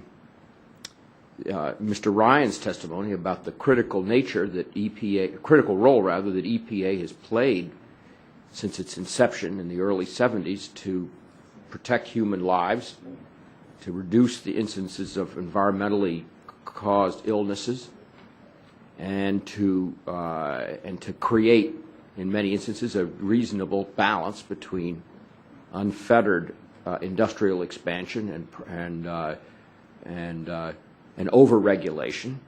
But there are instances where it hasn't worked out, and we've seen three examples of that today. So, although I do not have any specific questions for any of you, I believe that the testimony is pretty clear that we don't need to double regulate hard rock mining on federal lands, that fly ash from coal plants is an important recyclable commodity, that there ought to be some reasonable review of recycling of materials that have already been properly qualified and certified, that we need some sort of a debate over a federal standard for e-waste, and that in an area where there's heavy industrial development, that there needs to be very careful monitoring. And I guess I would suggest that this has been informative and interesting, but it needs to be followed up by some action on the part of this subcommittee to correct these problems that can be agreed to in a bipartisan manner, and we can get that legislation moving. And I want to commend the chairman again for having this subcommittee hearing, because we should have another one next week or 2 weeks from now, bring in 3 more people that are having issues, and that's how we correct these problems before they're uncorrectable. So with that, I'll yield back to the chair. Well, gentlemen, yield back his time, and just in response, I think the gentleman from New Hampshire raises a great issue. Again, the intent of today's hearing was to address problems, and really, if you're just having hearings, it's to identify good and bad on both sides, and then ways that you can address, in essence, duplication, or maybe things that are designed or stated as hazardous that aren't hazardous, and trying to get clarification. I would encourage my colleagues on both sides of the aisle, as they go throughout their districts and meet with constituencies, to raise concerns, and we could very well continue on this as we try to craft legislation to address these concerns. And now I'd like to recognize. If you could just yield. I would yield. And I agree. In fact, that's what we were talking about here. Maybe our committee on these 3 cases. And frankly, we do this kind of work in our offices all the time with our constituents. But I think it would be much better if it showed about sitting down with EPA and the various agencies saying, federal government ought to speak with one voice, and don't give us 2 hoops to jump through when you can do one, particularly when we need the power, we need the cobalt. And obviously, we believe in freedom of speech. We need printed material. So, but I think that can. And the chairman and I'll work with the members on both sides and see if we can do some problem solving. And now I'd like to yield to Mr. Harper from Mississippi for 5 minutes. Thank you, Mr. Chairman, and I appreciate everyone taking time to be here and shed some light on what has become a very difficult issue for us, and that is the balance of regulation and how to do this in a way that it still allows business to do its job. And I can't think of an industry or business in my district that believes that they're under-regulated, whether that's on the state or federal level. We have a clean coal plant that's being built in East Mississippi in my district that will sequester the carbon and use that for tertiary recovery and in wells. And so, we've got some things that are going on that I think are very important to look at. And Mr. Hopkins, I understand that in another life, you were perhaps an environmental regulator at the state level. Is that correct? Yes, sir, that's correct. I was a field engineer for the Illinois EPA for 6 years, and I was a regional manager for the land division of Illinois EPA. Well, and with your expertise in that and what you're doing now in your business, what's the solution to the coal ash? What do you do? And you're not saying for it to be unregulated. What's a common sense approach that'll work? No, sir. I think the congressman from North Carolina hit the nail on the head. What we need is reasonable regulations. We don't need to go overboard and cause products like coal ash to become a hazardous waste when they could be recycled beneficially. Ms. Kinter, I had a question. Why do you think that the EPA is reaching the conclusion that you're a chemical manufacturer subject to an inventory update rule? How did they get there? I think when they look at the fact that we recycle chemicals, and then when you look at what happens with the chemicals, similar to what we've heard with the coal ash, where they're actually manufactured into new products, and which is the beneficial reuse, where you want to encourage your industry to actually, rather than dispose of it as a hazardous waste, to look for ways to reuse that product, then they look at it as we're gaining a commercial benefit somehow from that. But in all my discussions with my members about, well, do you gain a commercial benefit from doing this? They go, no, we have the pleasure of paying for them to take it off our hands, and then it's made into whatever the recycling facility does with it. But we don't receive any monetary remuneration for recycling our chemicals. We actually pay someone else to take them off site and to the recycling facility. So what should happen? I think what should happen basically is that the US EPA withdraws its interpretation that product manufacturers who happen to recycle are subject to the TSCA IUR update reporting. It's as simple as that. I believe the information is already captured by TRI as well as a lot of the other state reporting mechanisms. You know, I'd be curious to know your members' experience with involved reporting requirements like those under Europe's chemical registration and management law known as REACH. Has the economic burden forced them to consider closing or relocating, and what impact is that really having? That's an interesting question. I've started to look into that, and I can provide you more information once I have a fuller picture. But what we're seeing is that those chemical manufacturers over in Europe that are supplying what we would consider a specialty chemical are in fact having to cease production because of the costs associated with the REACH registration process. It's a very interesting dilemma over there. But I would be happy to provide you with more details as they become clearer to me. Thank you, Ms. Kinter. A question that I have on the hard rock mines, because we get a lot of rare materials that are needed for many items from that. Is there a concern or risk that we're not going to have access to those in the future? That's absolutely true. I forget who on the committee brought up the rare earths is a critical matter, followed only then by superalloy cobalt in terms of making sure that we have enough and it's not in such limited supply that the price ends up being cost prohibitive for use in all the manufacturing products that we need. Yield back, my friend. Gentleman yields back his time. Before I adjourn this hearing, I was struck by an article in the Wall Street Journal today. This, and I've been following this, recycled cooking oil from like McDonald's has been used. People use it and they drive cars with it and they clean it up. Well, in the story at the end of the article, and here's the guy quoting, "If I go to Costco, I can buy a pallet of vegetable oil," notes Mr. Sobolvero, one of Colorado greasers, on the legal fight. "Explain to me why that it's considered a hazardous material if it touches a chicken wing." So that's really the issue. Here, you've got a guy who's taking recycled oil to drive a vehicle. And it's just oil. It's just cooking oil. And if he bought the same amount of oil at bulk, it's not a hazardous material. But if he takes it from a restaurant, and if he's using it from a restaurant, then it's not going into a landfill.